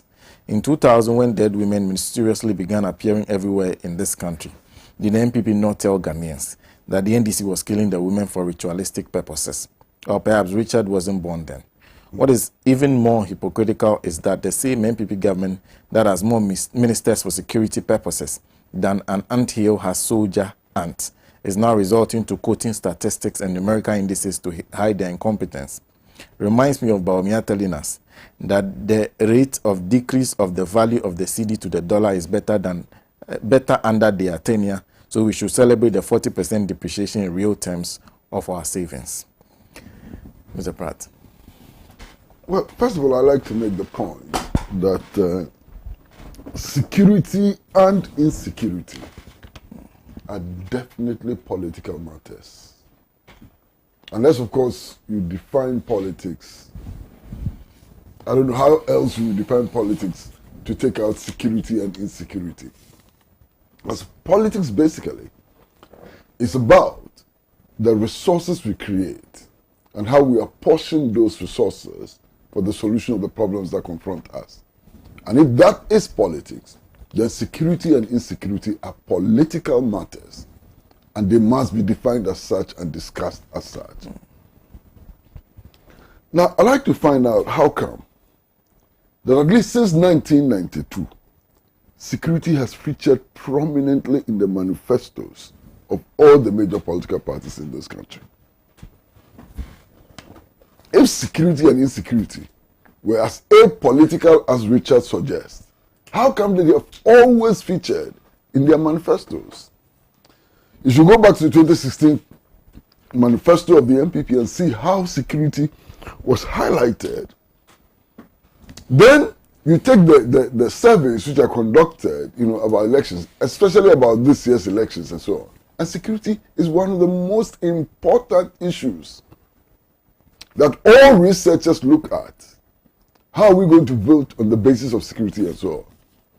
Again, one of the problems that I find is simply this. This awareness of a state of insecurity and so on is not just because crime rate has increased or decreased. That's not the case. It's because high-profile crimes of a certain nature are taking place. You understand? If you go and add autopsy reports about which women slapped their husbands and which men whacked their wives and so on, they're all crimes. And you pile them up and you try to create a certain image, it doesn't give us an accurate image. You understand? Since when? I mean, I'm a little older, I suspect. You understand? I've never heard of a minister for interior go to parliament and suggest that every parliamentarian, because of a certain situation, deserves 3 policemen for protection. I've never heard about that before. The conduct of the Ministry of Interior itself suggests that there's heightened insecurity. It has never happened before. And since when did we start hearing about contract killings, kidnapping for ransom, attacks on judges sitting in court, and so on? We've never heard these things before. And that is why there's a heightened state of insecurity. And the heightened state of insecurity is not just expressed in statistical figures. It is in the community. It is in the schools. It's in our workplaces and so on. People feel that they are under threat. People feel that they cannot protect themselves. Why? Was it yesterday? I read the newspapers, and I'm sure that Richard also read the newspapers yesterday. There were reports about an increasing number of people looking for firearms. A police report that many people feel so threatened that everybody is looking for a pistol or a shotgun or something to protect themselves. 74% increase. Well, that's the figure, 74% increase. So it is clear, very, very clear, there's a heightened state of insecurity. And to be honest, I am not responsible for improving national security. I cannot be. The power to improve national security is vested in government. And in the same way that in 2016, they criticized the Mahama administration for failing to provide security for the people of this country. Others are entitled to also criticize this administration for this state of heightened insecurity. It is not childish. It is not mischievous. It is because people feel that they are not protected enough. You understand? Given all that is happening. I mean, look, I was scandalized when that gentleman was shot in front of Fiesta Royal Hotel. When I first heard that the man had been shot, I thought that there was no problem. Because there are security cameras right in front of the hotel. I thought that it would be very easy to find the perpetrators. Sena, you know what shocked me? When eventually we did a follow-up, we found out that those security cameras stopped working a few minutes before the murders took place. I said, how did that happen? How could that have happened? You understand? So, look, there's a genuine and legitimate fear that insecurity in our country is getting worse. And I don't think that is in our collective interest to play down that, because the people in the communities feel it, they know it, they see it, and so on. So let's move forward, you understand? Now, when it comes to the flooding, I mean, sometimes public officials, they annoy us. Sometimes I think they deliberately annoy us.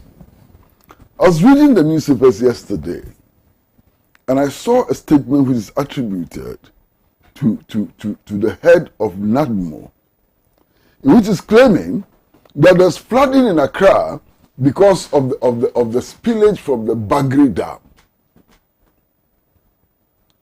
I said, where is this man coming from? Flooding in Accra because of spillage from the Bagri Dam. I mean, Accra has always experienced this flooding.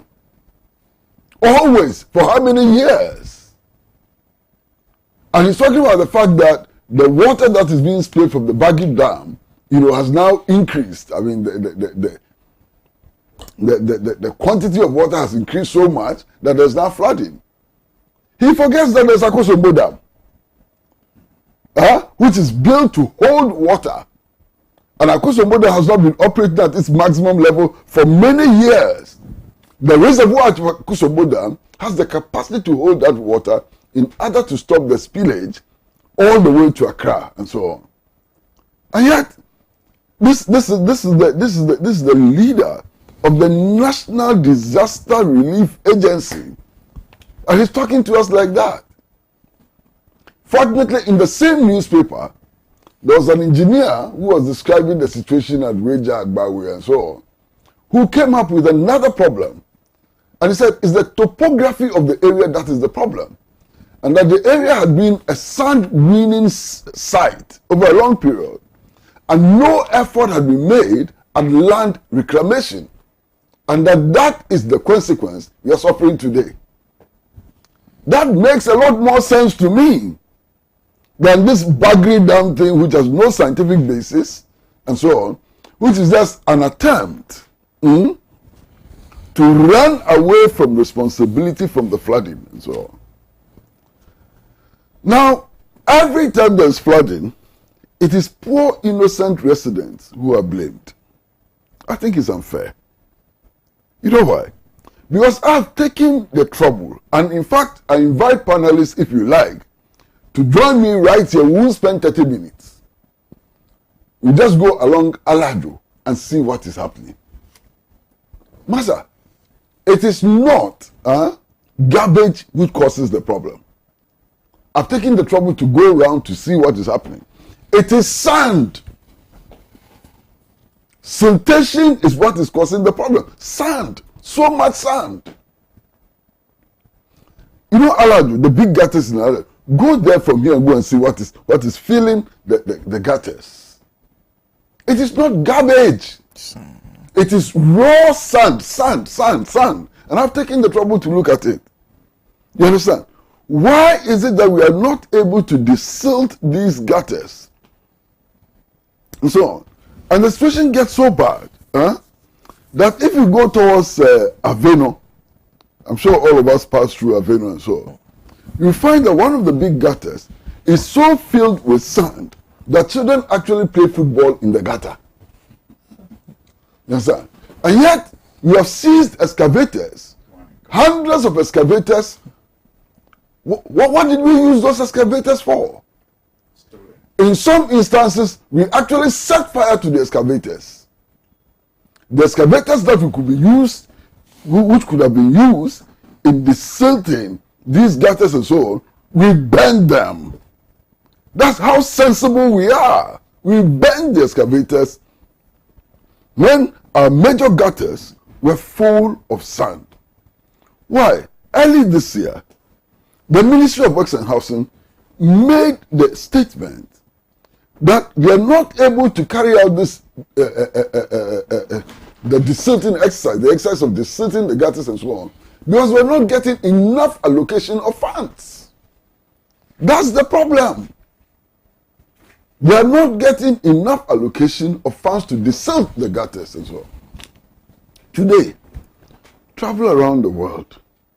How many countries create gutters and open them? Our drains are open.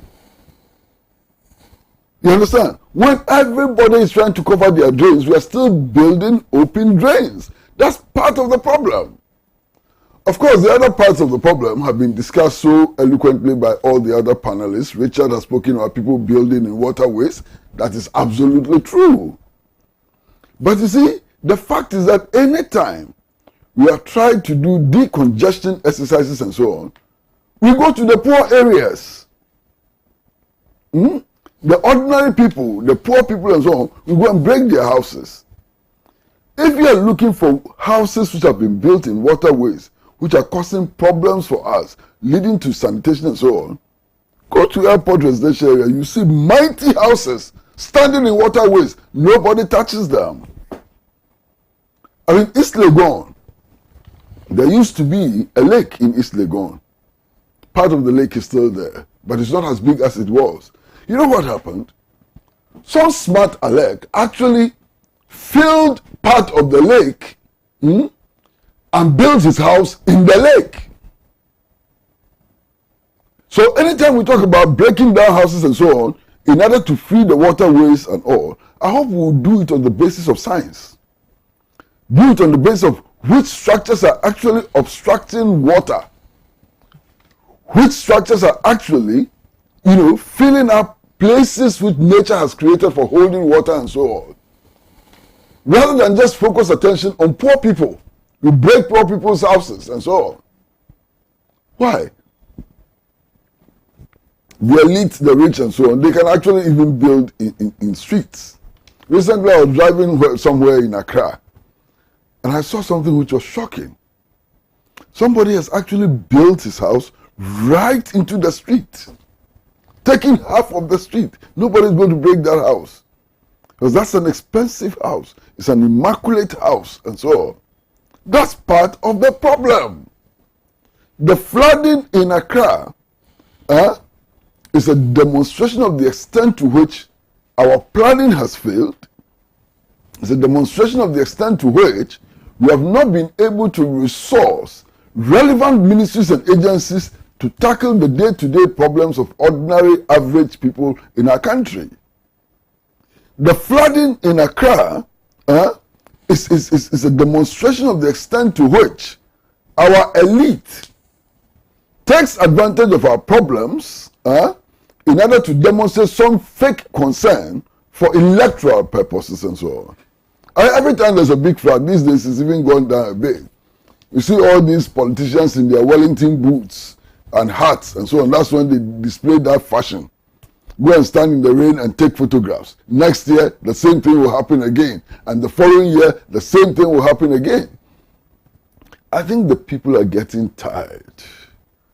They are really getting tired of all of these politicians who think that the sorry plight of our people can be manipulated for electoral purposes. I cannot justify why in October 2020 we still have this level of flooding in our city. Yes, we can say, we can make all kinds of excuses and talk about all kinds of problems, how people pour garbage into the gutters and so on. Why? That is why we have a state. That is why we have a state. That is why we have a head of state. That is why we have municipal and district assemblies. That is why we have built these institutions. If all of us were to do the right thing, would there be the need for the police service? If all of us knew what to do and did it, would there be a need for districts and municipal assemblies and so on? If all of us knew how to behave and behaved in that way and so on, would you need a head of state? Would you need the judiciary and so on? It is because all of us will not do what is expected of us. It is because there ought to be central authority to regulate, to ensure that people conform and so on. That's why we have central authority. So even when people are not acting according to law, when people are acting in ways to subvert the general good and so on, the responsibility must lie with those we have given authority to superintend over our lives. The responsibility must lie with those for whom we have bought jets so they can fly around, so they can fly their family for birthday parties abroad and so on. They must bear the responsibility.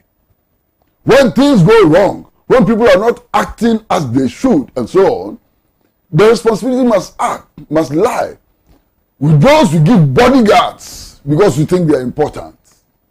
The responsibility must lie with those who give all of those privileges to ensure that our society functions well. If our society does not function well, they must take responsibility and take the blame. Thank you. Thank you. The responsibility must lie with those who have given all those privileges. Alexander is saying, when it's about them, don't politicize it.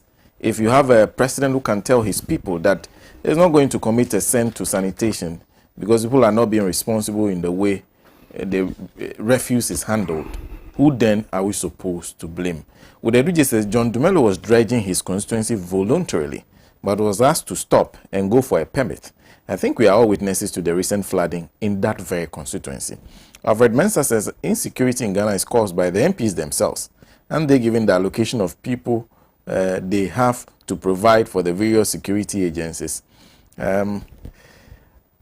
Antor says, unfortunately,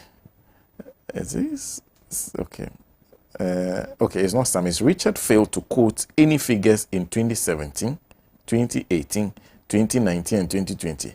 But he conveniently compared an upward surge from 2015 to 2016. What a patriot, he says. Alexander says, as Ibrahim and Dumelo offered to deseal drainage in some parts of Accra, this government operatives did politics with it and stopped them from doing it. What kind of people are you? This Richard is a frustration by himself. Magda says, mind-blowing submission by Richard. Is he living in Ghana? And does he know the reason why they are voted for? God save Mother Ghana. Well, let's deal with the issue of the Okada politics once again, because yes, I know. So because this week, so you can start with him and then he can. The national organizer of the New Patriotic Party met the Okada riders. He said he was presenting their alternative when it comes to the issue of Okada, what they prefer the Okada people should get. Honorable Sweeney. Well, Sena, thank you very much. I think that I also have some residual matters to deal with in relation to our first topic. After listening to other submissions and even text messages that have come in, I almost thought that it wouldn't be necessary to even respond to them. But I think that it's important that politicians as we are, we take the citizens seriously. I mean, political power, winning political power should not be a trophy, to be displayed by politicians. It's a call to duty, it's a call to work. the citizens should not allow us politicians to think that when we win political power, it's like they handing us a trophy to put in our shelf, you know, to gloat about the fact that we are in charge and we have won. It is a call to work. And I think that is why in campaigning, we make promises to deliver certain goodies and to improve certain conditions in our way of life. So when we are handed that power and the request is made of us to also deliver the goodies and improve certain conditions, I think it's backward and opportunistic to tell the people that the conditions have always been like that and they will be like that forever. I mean, I think it's insulting to the people of Ghana to tell them that the conditions I promised to improve have always been like that and they will continue to be like that. And so let's move away from such discussions. I think it is very insulting, to put it mildly. Look, in this country, what did I say? Our presidents, by our constitution, and I don't mean Nana Akufo-Addo. In fact, even in my first submission, I didn't refer to him. I referred to presidents. Our presidents, by our constitution, not in charge of national security. Is it not their duty and responsibility with their appointees to work towards guaranteeing our safety as citizens? So if I do not feel safe, like many other Ghanaians do not feel safe, and I demand that they exercise their responsibility, that they have been provided a lot of privileges, I mean, for which they have been provided a lot of privileges to discharge. How is that pedestrian? I think a response to say that conditions have always been like that and they will remain the same, even though we promise to improve it, it's rather backwards, to put it mildly. Look, nobody, I think in our submissions, said or suggested that security was absolute before the inception of this government. Nobody suggested so. Crime will always be committed. It is the levels, the gravity, and even the structures put in place to deal with it when it happens, or to prevent it from happening. That should be the guiding principle. And governments must be improving and not deteriorating. And I like the texter who pointed to the convenient reference to 2016 figures of crime. What is not stated is 2017, 2018, 2019, 2020. And in my earlier submission, I did talk about the fact that in 2019 alone, between January and June, the police had recorded over 900 robbery cases. Over 900 robbery cases. In these cases, victims were raped and in some cases killed. In any case, Sena, I'll share with you, goodness me, I'll share with you a portion of the NPP manifesto on security. I didn't write it. In fact, I wasn't consulted. That was 2016. I didn't write it. But listen, it says the NPP government will secure peace and security for all Ghanaians. Under the NPP government, Ghanaians will feel safe on the streets and in their homes. Ghanaians will go about their daily business in the secure knowledge that their persons, properties, and lives are safe under an NPP government. This was the pledge that Nana Akufo-Addo made the people of Ghana.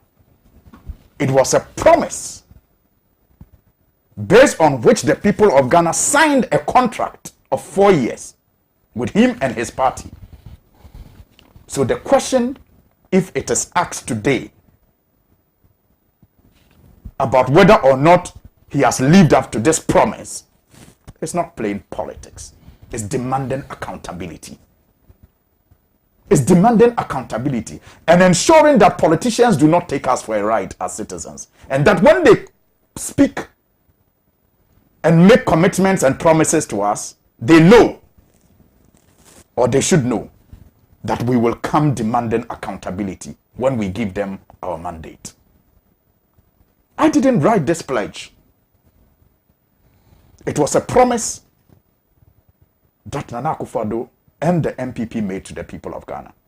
And so let nobody kid you and deceive you into thinking that security, if you say Nana Addo and his government should provide security, is playing politics. Yes, there was insecurity. It was based on that insecurity that this pledge was made. But the evidence points to the fact that 4 years after the mandate was given him, the insecurity situation has grown from bad to worse, and we deserve better. So let nobody take us to have a backward discussion of how bad the security was. What we are saying is that it is worse today, and we need an improvement. And so we must be convinced of steps that are put in place to improve the situation and not take us to have backwards discussions. The US have a report called the Ghana Crime and Safety Report. This one is the 2021. It says this is an annual report produced in conjunction with the Regional Security Office at the US Embassy in Accra. OSAC encourages travelers to use this report to gain baseline knowledge of security conditions in Ghana. Now, I'll skip to some relevant portions. The US Department of State has assessed Accra as being a critical threat location, and critical is spelled with capital letters. Critical threat location for crime directed at or affecting officials' US government interests. Violent crime is on the rise, including armed robberies. Most cases occur at night. Nationwide, violent crime results in more than 500 deaths per year. Criminals frequently carry weapons. The most prevalent are locally manufactured pistols, rifles, and shotguns. Reliable sources estimate that there are 1.2 million unregistered guns in Ghana. Victims of robbery should comply with perpetrators and all that. So these are pieces of advice given even to citizens of the United States of America visiting Ghana. And they acknowledge the increasing rise in violent crime and talk about weapons in the wrong hands. Only recently, we have been faced with the confiscation of weapons at the ports that were smuggled into the country. The attempts by powers that be to get those weapons freed could not work because of the vigilance, once again, of the NDC through the communication unit. When the statement was put out there and the cover-up became difficult for people in position. In the end, the GRA issued a statement confirming everything that the Communication Bureau stated about this criminal act, except to deny that big men were not involved in an attempt to cover up, when they couldn't have known what transpired in the whole process. Because at some point, the consignments left their custody. I'm talking about GRA, and was with the police at the Tema Harbour Police Station. How many of such weapons may have already gotten into the country without, being arrested? And that is why many people do not feel safe. And like Anglo-Esi was making reference to the increased number of people who are acquiring firearms and licensing them. According to the police record, this year alone, they have recorded so far 74.4% increase. Why? Why? If people feel safe, will they be acquiring some of these things if their intention is to use it to protect themselves? There may be others who are also even acquiring it to perpetrate, crime. And we must all be concerned. Now, finally, on the Okada matter. Again, I think, sorry. Yeah. Yes, it is. I think the Okada is the last topic. So, yes. I think the extent to which he dealt into the security it made it seem like I was. The Okada issue. Now the Okada matter. I think that we have to stop the hypocrisy in our politics. Look, I do not understand why riding a motorbike in this country is not a crime. I can even choose to ride with a friend. Pillion driver, a rider, it's not a crime. But immediately I demand payment from that friend, we are told that increases accidents. And that shouldn't be allowed because it causes so many accidents. What logic is that? But when I'm not demanding money for taking a friend on my motorbike, it doesn't cause accidents. It is permitted. It is permissible. What kind of logic is that? I think the law banning Okada was not well thought through by the people who proposed it at the time. And it is reasonable that there is an attempt to review that law to allow for regulation and proper training. And sometimes people talk about accidents involving motorbike riders as if we do not have accidents involving drivers of vehicles. How many people lose their lives in a year as a result of the public transport system? Is it comparable to number of accidents that Okada records? But have we banned public transport? But sometimes it is argued as if because people have accidents with motorbikes and the accident numbers are high, we should not allow it to, be legalized. And I ask myself, why then don't we ban public transport? Because the number of lives that public transport claims in a year cannot be compared to the number of accidents that are recorded as a result of motorbikes, not even Okada. Because you see, every motorbike accident is recorded and made to be used as an argument against Okada.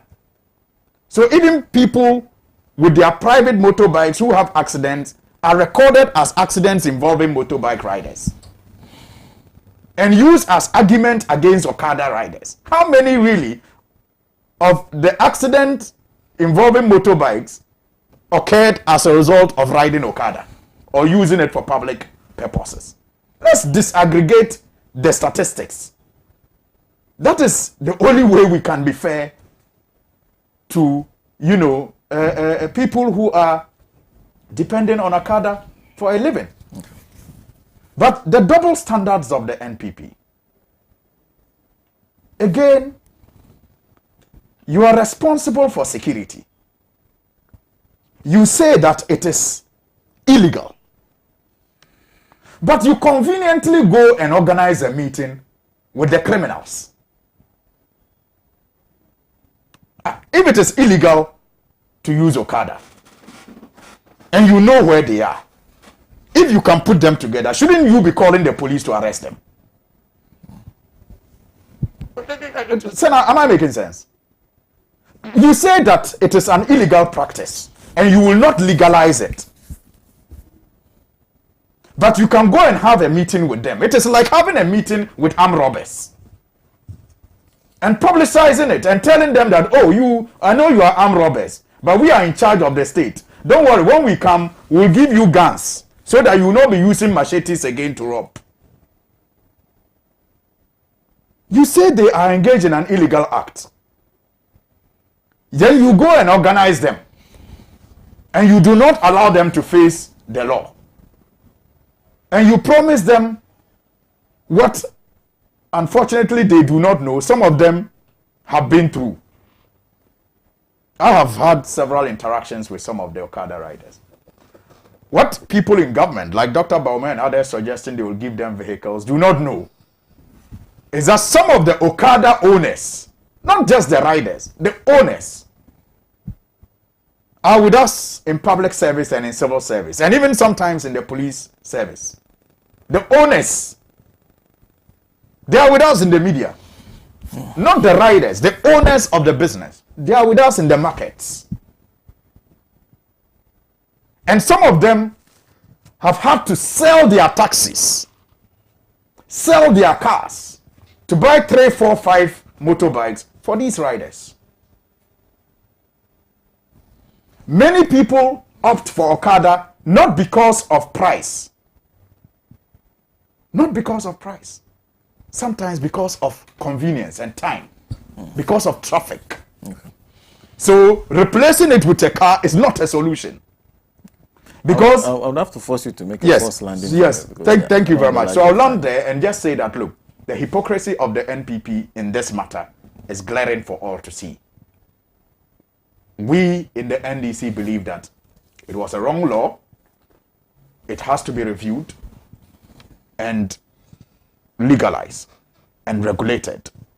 And through that regulation, we believe that it is not just the riders who will benefit. Insurance companies are going to benefit. There will be the opportunity for people to even open training schools and many other related opportunities. Thank you. Thank you, Honorable. Okay, so this is a message coming from Ofori. It says, please, I would like to inform you and your panelists, someone is filling part of the Tetegu stretch. The person is filling part of the waterway to build there. This is right at the bridge at Tetegu Road, our country pioneer. Talking of floods in Accra, send that to our WhatsApp number. Franklin Nate says, Richard Ahiangba, no one said on the show that there was absolute security with past government. Courage Blawoda says, for the first time I agree with Richard. This blame game on security situations in this country must end.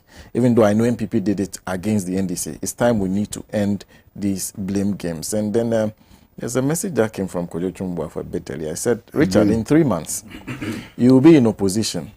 And I'll remind you of your nationalistic fervor for political discussion on all matters pertaining to the citizenry. Need I remind you that the Oxford Dictionary defines politics as the business of the people. Security is the 4th item on Maslow's pyramid of human physiological needs. So security is political. Mr. Anyagba.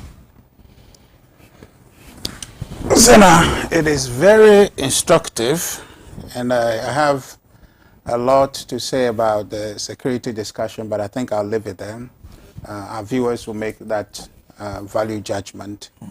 If litigating the issue, if politicizing it, if weaponizing it for electoral purposes is how we fix the problem, I think that our viewers will make that judgment. I rather take the position that regardless of what capital you want to extract for political purposes, good ideas, good suggestion on how we solve the problem, I think that's what will appeal to the voters, and not the vain politicization of it.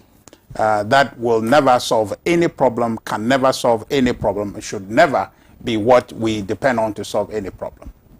The issue about Okada, for me, is very interesting, and I just find it very, very instructive to have my brother Sena tell us that somehow the law passed by his party and government to ban Okada was not well thought through. It was at a time that the current flag bearer of his party was the vice president of this country, vastly in charge of running of the country, superintended an ill thought through act, and that became a law implemented in our country for close to 8 years, and suddenly they have a come to Jesus moment to say that law is ill thought through. Now, the question that raised for me, Sena, is that what does it say about the judgment of the same person saying that that law is not founded in common sense? That the argument made at the time to say what you are doing, the Okada people demonstrated in this country. There was a whole mobilization against the passage of that law. Did all of that not jolt anybody's memory at the time, especially the flag bearer of the NDC, to say that maybe there is something wrong with what we're doing, therefore let's reconsider? Nothing crossed their mind to say, why is it that only us think this is right and the rest of the country, in fact the people we are legislating against, say this thing is okay, let's allow it? That conversation, it was not as if this thing happened in a vacuum. We went to sleep and they passed a law and everybody was not watching. And now everybody gets engaged and they think that, we did a mistake because we didn't consult more. There was consultation. If they didn't activate those consultation, there was voluntary consultation based on people opposing the push and the passage of the law. But somehow today, when there was no widespread demonstration for legalization, when there was no activation in the streets, there was some engagement in parliament, lobbying, but somehow when there was widespread demonstration, they thought that it was the right thing to do, but when there is none, now they think that what they did is wrong. The point I want to make here is that one is either the individuals or the political party who banned the thing when people told them it was wrong to ban them are now seeing a convenient opportunity for them to legalize it and become heroes of a situation they have created, or they are ill thinking through this one more time. They ill thought it when they were banning it, and they are ill thinking it when they want to legalize it. Because across Africa, particularly you can refer to Nigeria, for example, where Okada is widespread, perhaps where we imported the culture and the transport system from, there is consistent effort to ban the thing. They are saying that this thing is not helpful. So why are we going against the grain?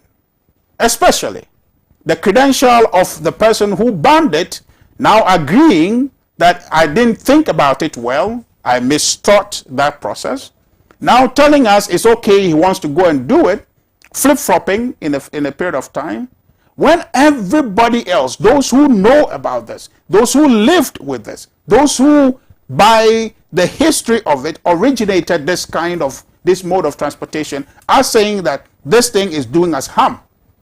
On account of accident, on account of crime, we cannot continue to have this. In fact, Sena, on account of preserving and promoting the future economic well-being of the country, we cannot continue to enable Okada in Nigeria. This is the conversation.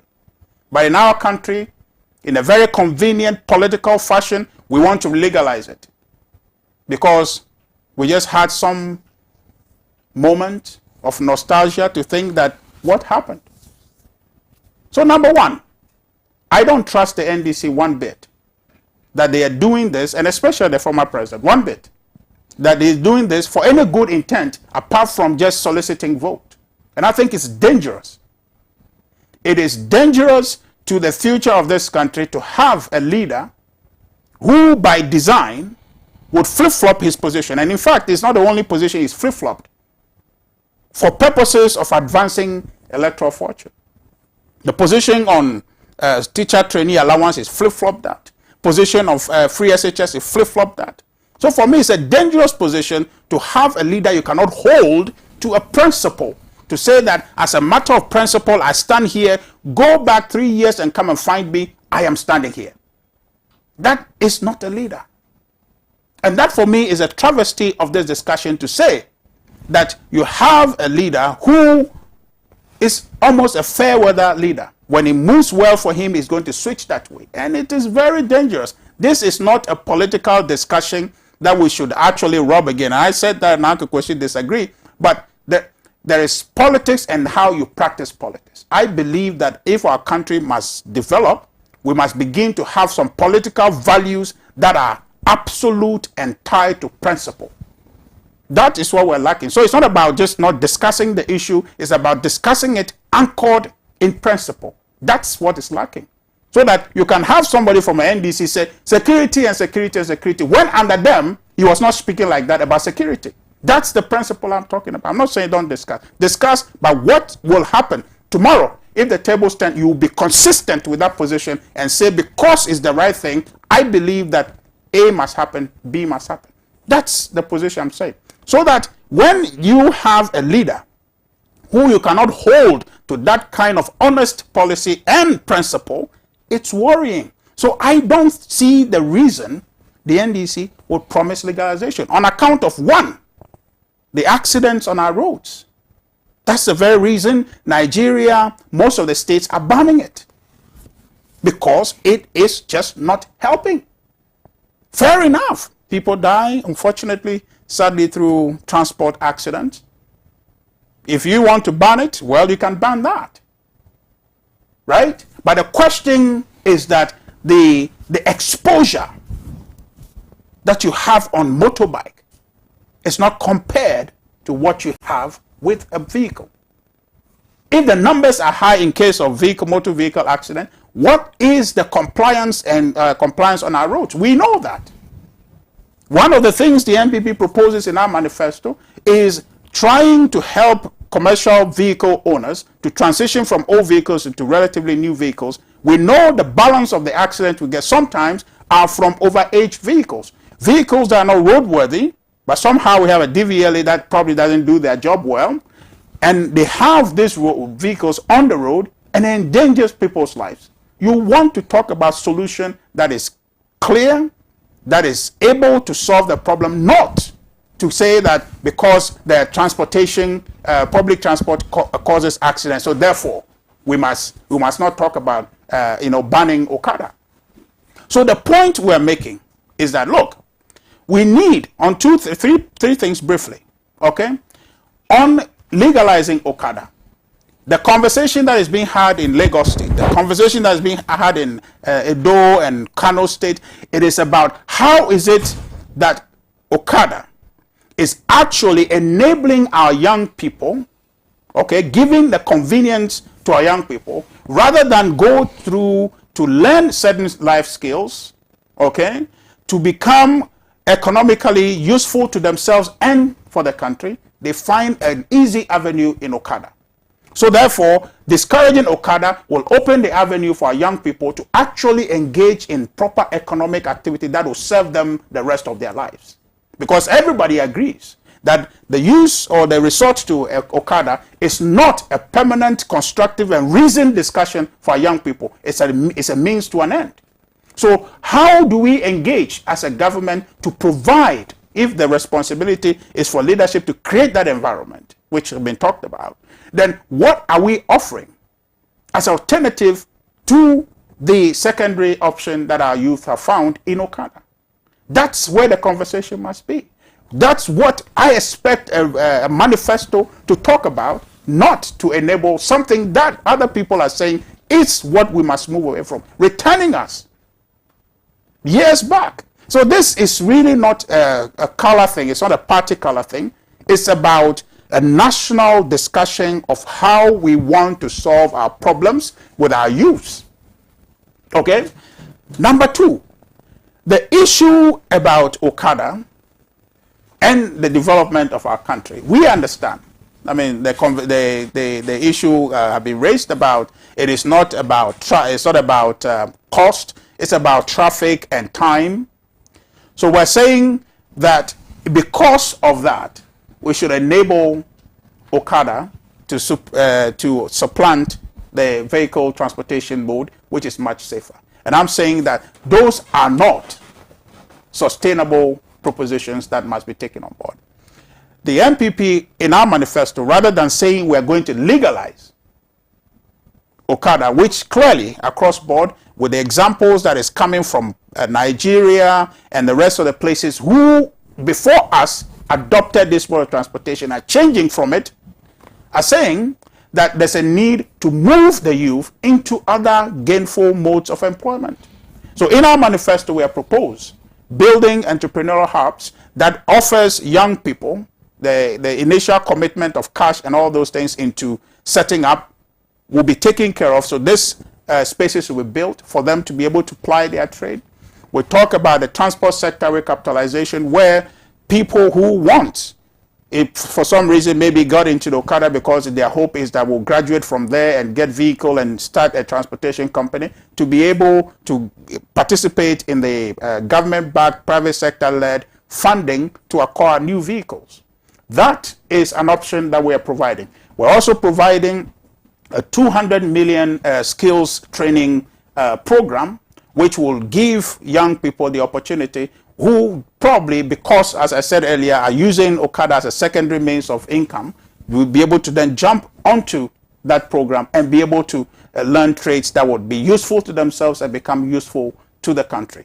So that is where I think the conversation should be. That's what I expected in a manifesto, not the reversal of history to go back to legalizing Okada, where, in fact, my brother talked about insurance will benefit and all benefit. I don't know any insurance company that will benefit from Okada, in a sense that it's almost a 90% risk, okay, for an insurance company to insure a motorbike, because the exposure is clear.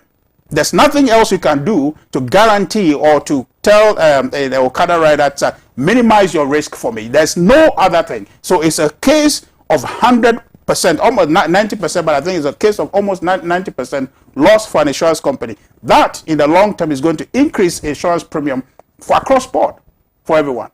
The key thing we must know, and by learning from the examples of our brothers in Nigeria who have lived this experience for years, is that the pursuit of Okada is not one that is sustainable. It is dangerous. It enables crime. It takes away the focus of our young people on getting into life employment and life opportunities or training opportunities that makes them more productive citizens. We need to arrest this. The decision to ban the Okada in 2012, I don't think it was wrong, but it is something that must be agreed and affirmed in principle, that we banned it and we want to stick with it and provide opportunity for our young people, instead of seeking an exit that allows people to become populist, seeking vote. Let's, in principle, say it was wrong when we thought about it. It is still wrong today, and other people are demonstrating to us that we took the right decision in 2012. So now what can we do to help our young people? We cannot at any point agree that because you cannot solve a problem, then we'll go back to allowing the old system to obtain. This legalization by the NDC is bad. It is ill thought through. This point, by putting it in their manifesto, I don't agree that it was ill thought through the first time, but it's been ill thought through this time to say they are going to legalize Okada. Thank you. Thank you. Doris Lomo says, this flooding issue is our bane. We have the laws, but the implementation has always been a problem. People are building anyhow. Country and town planning is dormant. The assemblies have been politicized, hence look on helplessly. Kwesi in the UK, I think he has 2 messages. First one, Sena, insecurity and flooding in Ghana is worst ever since 1992. The president and his team has failed big time. Ghanaians need to thank the president and his team and ask that they go. Politics is a duty call to serve the citizens, not to take the state resources and lord it over the people. The Parliament of Ghana has also failed the state for not fighting the executive's family for the waste of state resources. The mandate given to Nanado and his government should be taken away from them and send them back to opposition. The MPP man is talking about flip-flop. Ask him, does Nanado and the MPP government have a policy, a written policy document on free SHS, blueprint for free SHS implementation? That's coming from Kwesi in the UK. Stephen Kobnato says, ask Richard Inyagba for me. We have a law currently banning Okada. Why are they not implementing the law today? Why are they allowing Okada to operate? And then Maswell Akpabli says, your party introduced luxury vehicle taxes and then quickly suspended it after several demonstrations. Was that flip-flopping or a way of convenience to score cheap political point? Was it because he doesn't think through before making that decision? Was it because he's a leader who is dishonest? The hypocrisy of he and his ilk is, but I am very happy for one thing. I'm happy these Okada riders and discerning Ghanaians will vote and kick them out on December 7th. Now, okay, about these Okada riders. Yes. In the first place, I want to know how many Okada riders we have in the country. Then if Richard is saying that they are to cater for the Okada riders in a different way, how many of them do we have, and what is the provision to which they are going to cater for them? I'm not sure he has the figures at hand. There's a small issue. I think there's an issue to resolve with your sound. So we'll just take a small break and then we'll fix that, the sound issue. We'll come back shortly.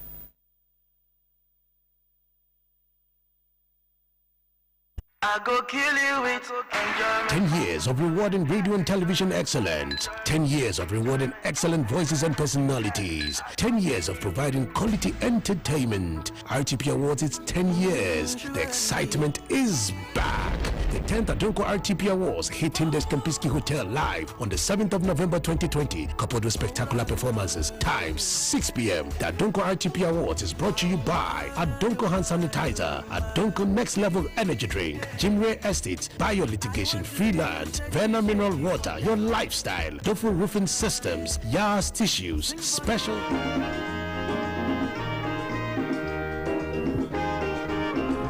Well, welcome back from that short break. The issue has been resolved, but if you're just watching us, Alhaji and Alhaji, the mother of all talk shows, live on Pan-African TV, Ahunto 92.3 and several other affiliates across the country. Big thank you to all of them. Now, okay, I was saying earlier, by Richard's submission, I want to know how many motorbikes we have, motorbikers or Okada riders we have in the country.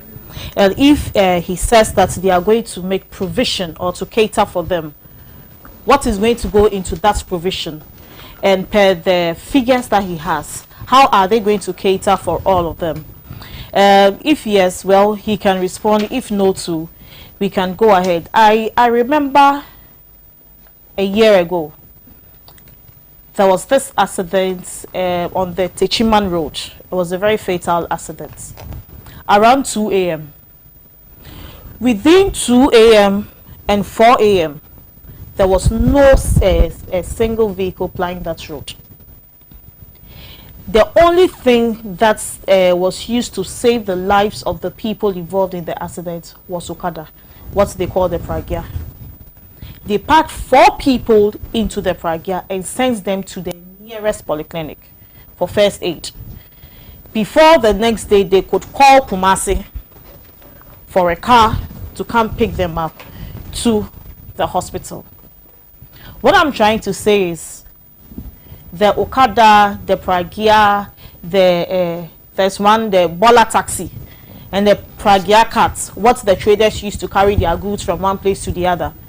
It has come to stay with us.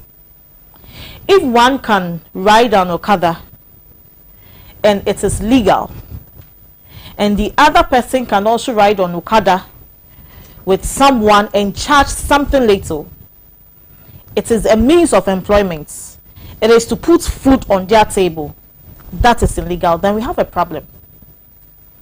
I am saying this because we have over 800,000 Okada riders plus in this country. In Kaswa alone, we have 17 Okada big stations in Kaswa alone. And it is not just the Okada for fun. I'm even talking of just the Okada, the moto. We haven't added the Pragia. We haven't added the Bola taxis. We haven't added the Pragia carts. Now, the Okada makes 40 cedis as sales a day.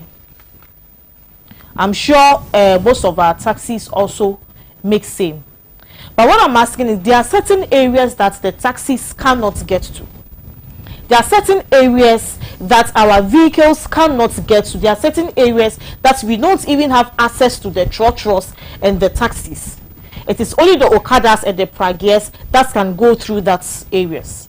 One, because perhaps the road is bad. Two, the access road to the place, the cars cannot meander its way through.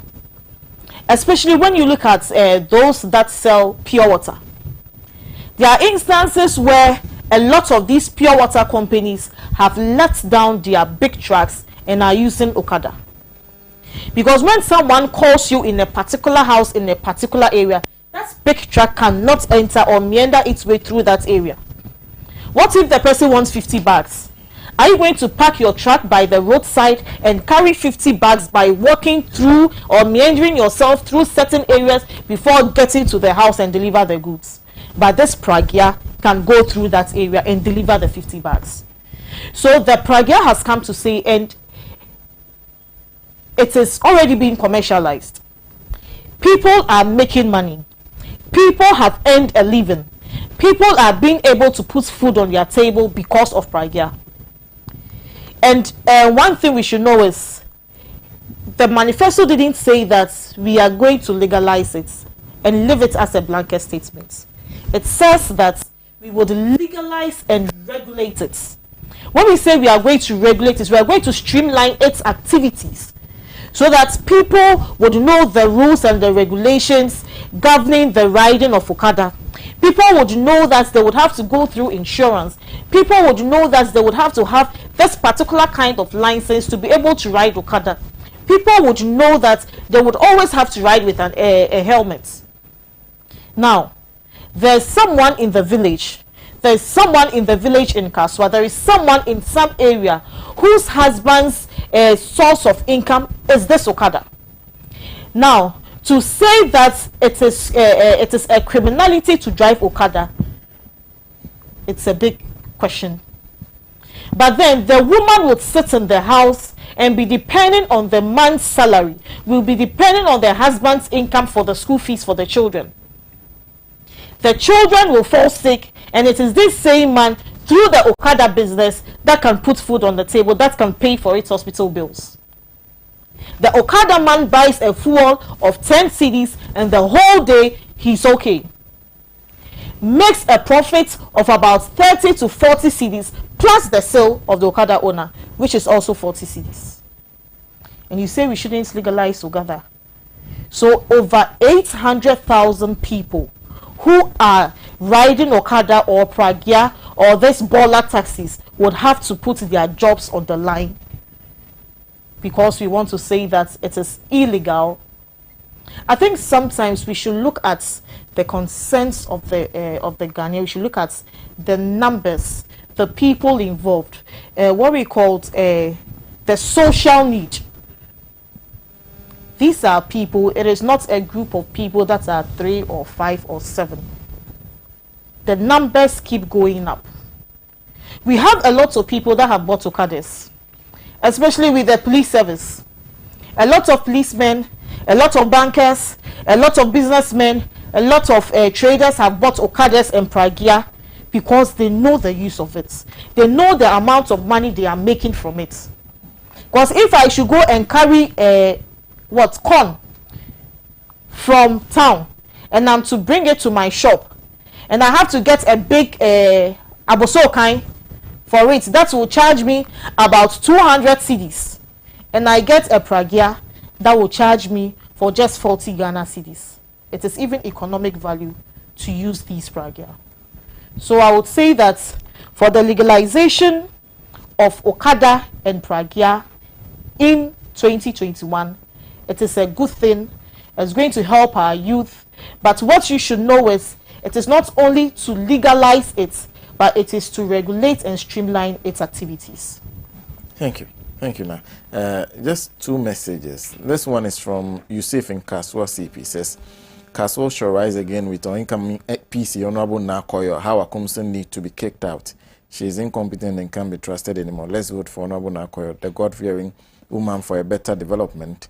This one is from King Farouk, who says, Nakoyo presented 3 motorbikes in replacement to the 3 affected persons whose motorbikes were burned by hoodlums of the caretaker MP of Kaswa, Honorable Hawa Kumsen.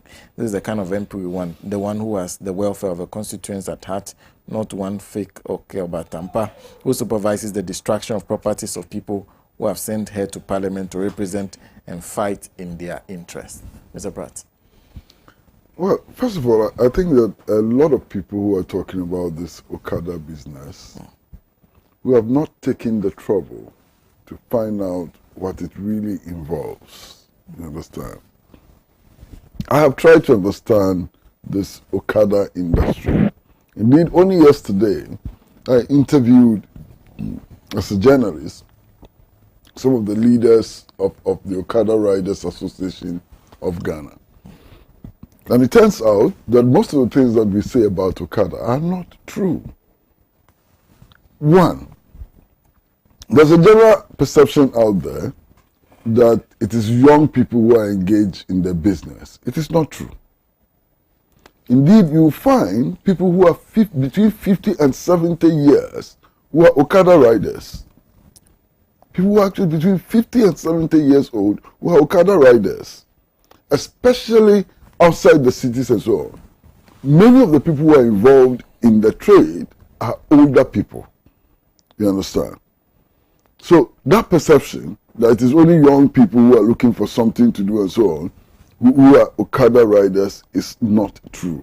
And we should not be repeating it.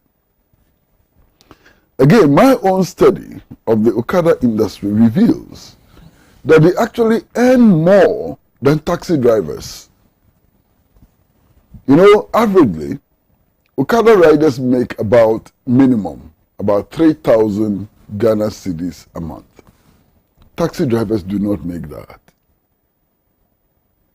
You understand? So if you see them as people who are deprived, who are unable to make ends meet and so on, and therefore you are going to provide them with taxis or cars and so on, you express a total misunderstanding of the industry. Because my findings are that they make about 3,000 Ghana cedis a month. And indeed, if you were to talk to taxi drivers, many taxi drivers will tell you that they struggle to make their daily sales. They actually struggle to make their daily sales. I've spoken to taxi drivers who have had to borrow money to pay their daily sales, because if they don't pay their daily sales, car owners will take the vehicles from them and so on. So people should try and understand this Okada business properly. Then we are talking about providing them with vocational skills and so on. Creating the impression that Okada riders, are actually not properly educated, they don't have skills and so on. That's again very false. If you go into the Okada industry, you find people who have graduated from tertiary institutions who are riding Okada. Indeed, the National Public Relations Officer of the Okada Riders Association was a teacher. You understand? Since then, he's learned a lot more. He has about 3 degrees and so on, and he's riding an Okada. There are many graduates of our universities who are riding Okada and so on. There are people who have studied ICT. They are riding Okada, some as permanent jobs and some as in order to gain supplementary income and so on. So that notion of Okada riders being, young people from the slums and so on, who have nothing to do and will give them cars and so on. It's all false. There's no truth in it, you know. Now, the other thing which for me is significant is that the Okada riders are feeling a void. I mean, I was telling the story of a friend of mine who actually has a brand new BMW and who packed it on one occasion and actually jumped on the back of an Okada because he was late for an assignment and he needed to get there in time. So he didn't go on the back of a motorbike because he didn't have a car. In fact, the car was an impediment to him achieving a certain objective at a certain time and so on. Now look at our roads. They're so choked.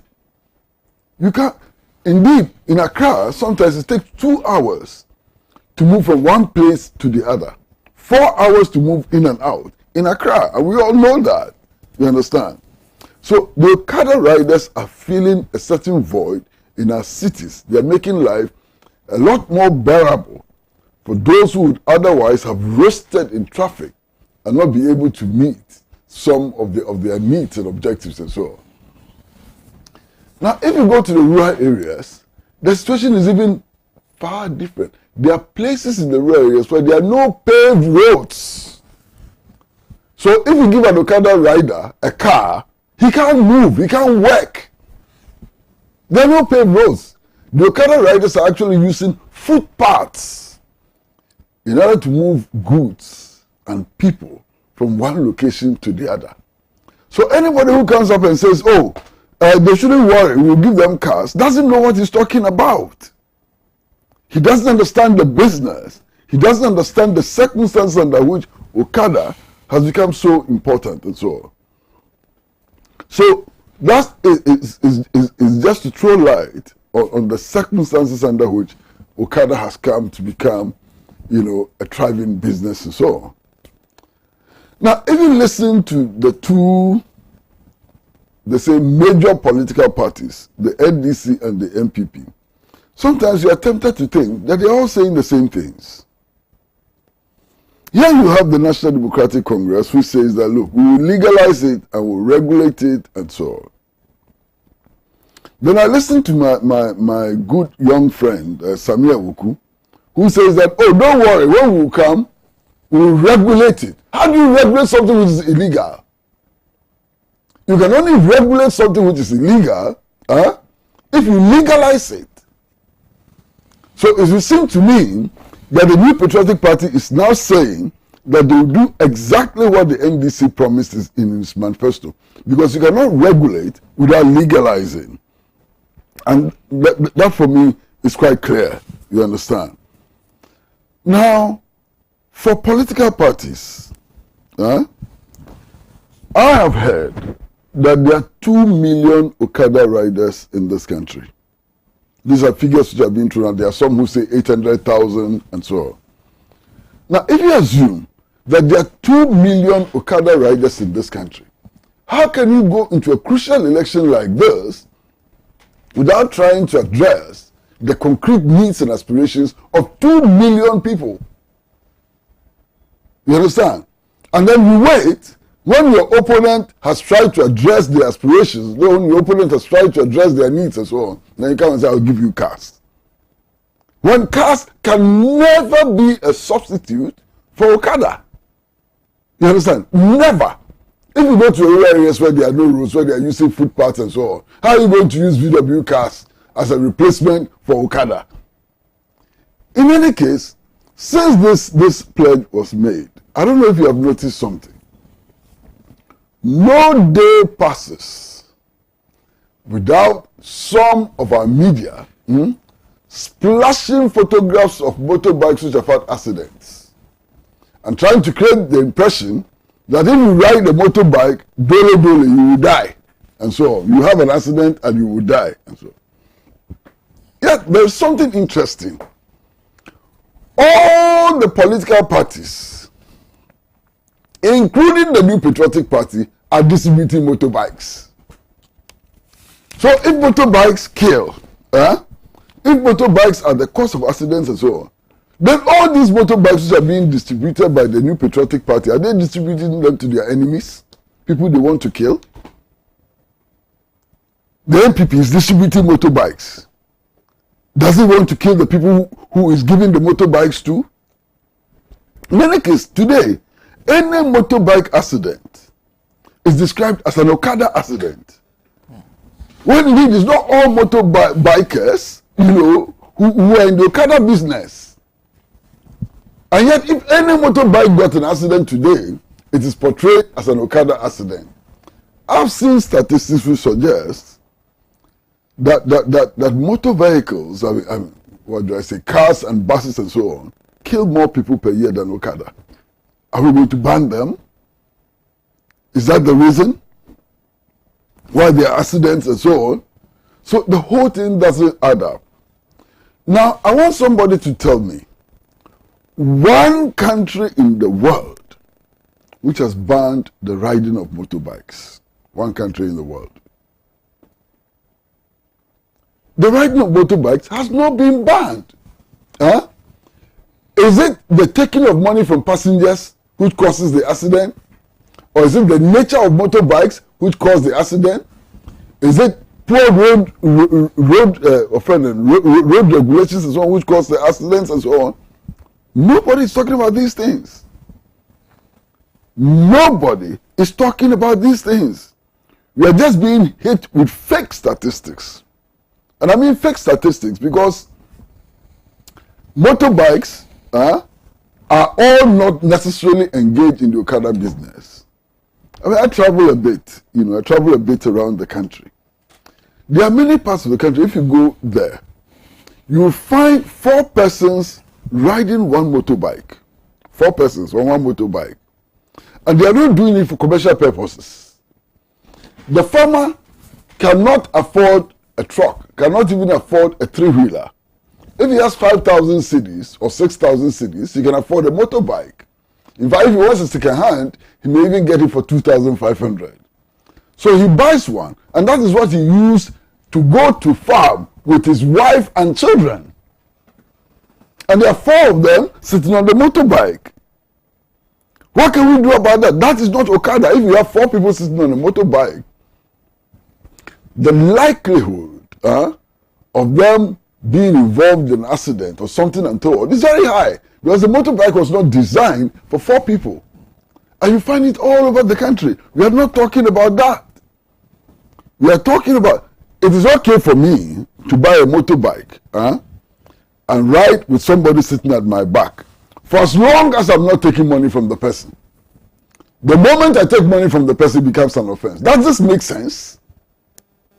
Does it make sense to anybody that I can buy a motorbike, pick a passenger, ride anywhere in the country? It's not illegal. But as soon as the person makes a contribution, pays me some money and so on, it becomes an offense. This simply doesn't make sense at all. And I think it's important for us to sit down and reflect properly on all the issues which are coming up. I agree with Richard. Let us reflect on the issues. But let us reflect on these issues on the basis of facts, not conjectures. Facts. And if you're looking at facts, you come to realize that many of the people who are involved in the Okada business are not young people. Then you come to realize that many of the people who are engaged in the Okada business are well-trained people. Some of them products of tertiary institutions and so on. And that they are resorting to this because of the high level of unemployment in our country. They are resorting to this because it gives them 3,000 Ghana cedis a month. What job pays people 3,000 Ghana cedis a month in our country? You understand? So we should put all of this together and think about it. In any case, it is the life of 2 million people that we are talking about and their dependents that we are talking about. Thank you. Let me just read 2 or 3 messages, then we'll call it a day, by the way. This one is from Alhaji Akumapa. Says, for please ask the MPP man for me in 2016 when Anado was promising Galamsey communities. He was coming to make Galam. Who says a good morning to Namo Molate and said, what is Richard saying? Akufo-Addo and the Sakawa guys passed a law and cancelled it within less than a year. Is that flip-flop? Let Richard know that the NDC People's Manifesto is not for the MPP, but the good people of Ghana. Thank you for that message. Raymond Sumlato from Sugakope says, please tell Kwesi Pratt that it pains me when I remember how one day you're jumping a bit ahead of your time. Relax. He's talking about the inevitable anyway. But it pains him that one day you will not be with us anymore. I will die. That's inevitable, yeah. But who is not going to die? Yes, that's inevitable. Yeah, but thank you for your messages, and thank you very much for tuning in and listening and watching us. We're live on Pan-African Television. We're also live on Vota One TV. We're live on Facebook, Pan-African Television. We're also live on Radio Gold 905 FM on Facebook, and we're live on TuneIn Radio, also on Radio Gold 90.5 and Ahunto 92.3 FM. A big thank you to Ahunto 92.3 FM. A big thank you to Bea Radio and the several other radio stations that are currently tuning to us. Nyawasi Radio in Katekwachi is one of them. A big thank you to all of you for giving this program a very wide reach. This morning, I had in the studio Mr. Kwesi Pratt, who is manager of the Inside Newspaper. Also wonderful to have him in the studio. A big thank you to Nakoyo Kuno for joining us for the first time. It was wonderful having her, and it's always a pleasure having Mr. Richard Anyangba in the studio. And well, I would like. He was still quite late, and still he made it. I think we should show very serious appreciation for that. Yeah. Is the executive director of Dankwa Institute, and a big thank you to Alasan Suhini. I had to basically prevent him from traveling. A big thank you to him for making time. And a big thank you, as always, to the crew here at Pan-African TV and the several other employees of the other radio stations that are tuning to us. My name is Sena Numbo. We are back same time next week with another edition of the mother of all talk shows, Alhaji and Alhaji. Here we say it as it is, no matter who is involved in the end, we'll leave you better educated. Have a wonderful week, a wonderful weekend actually first, and a wonderful week.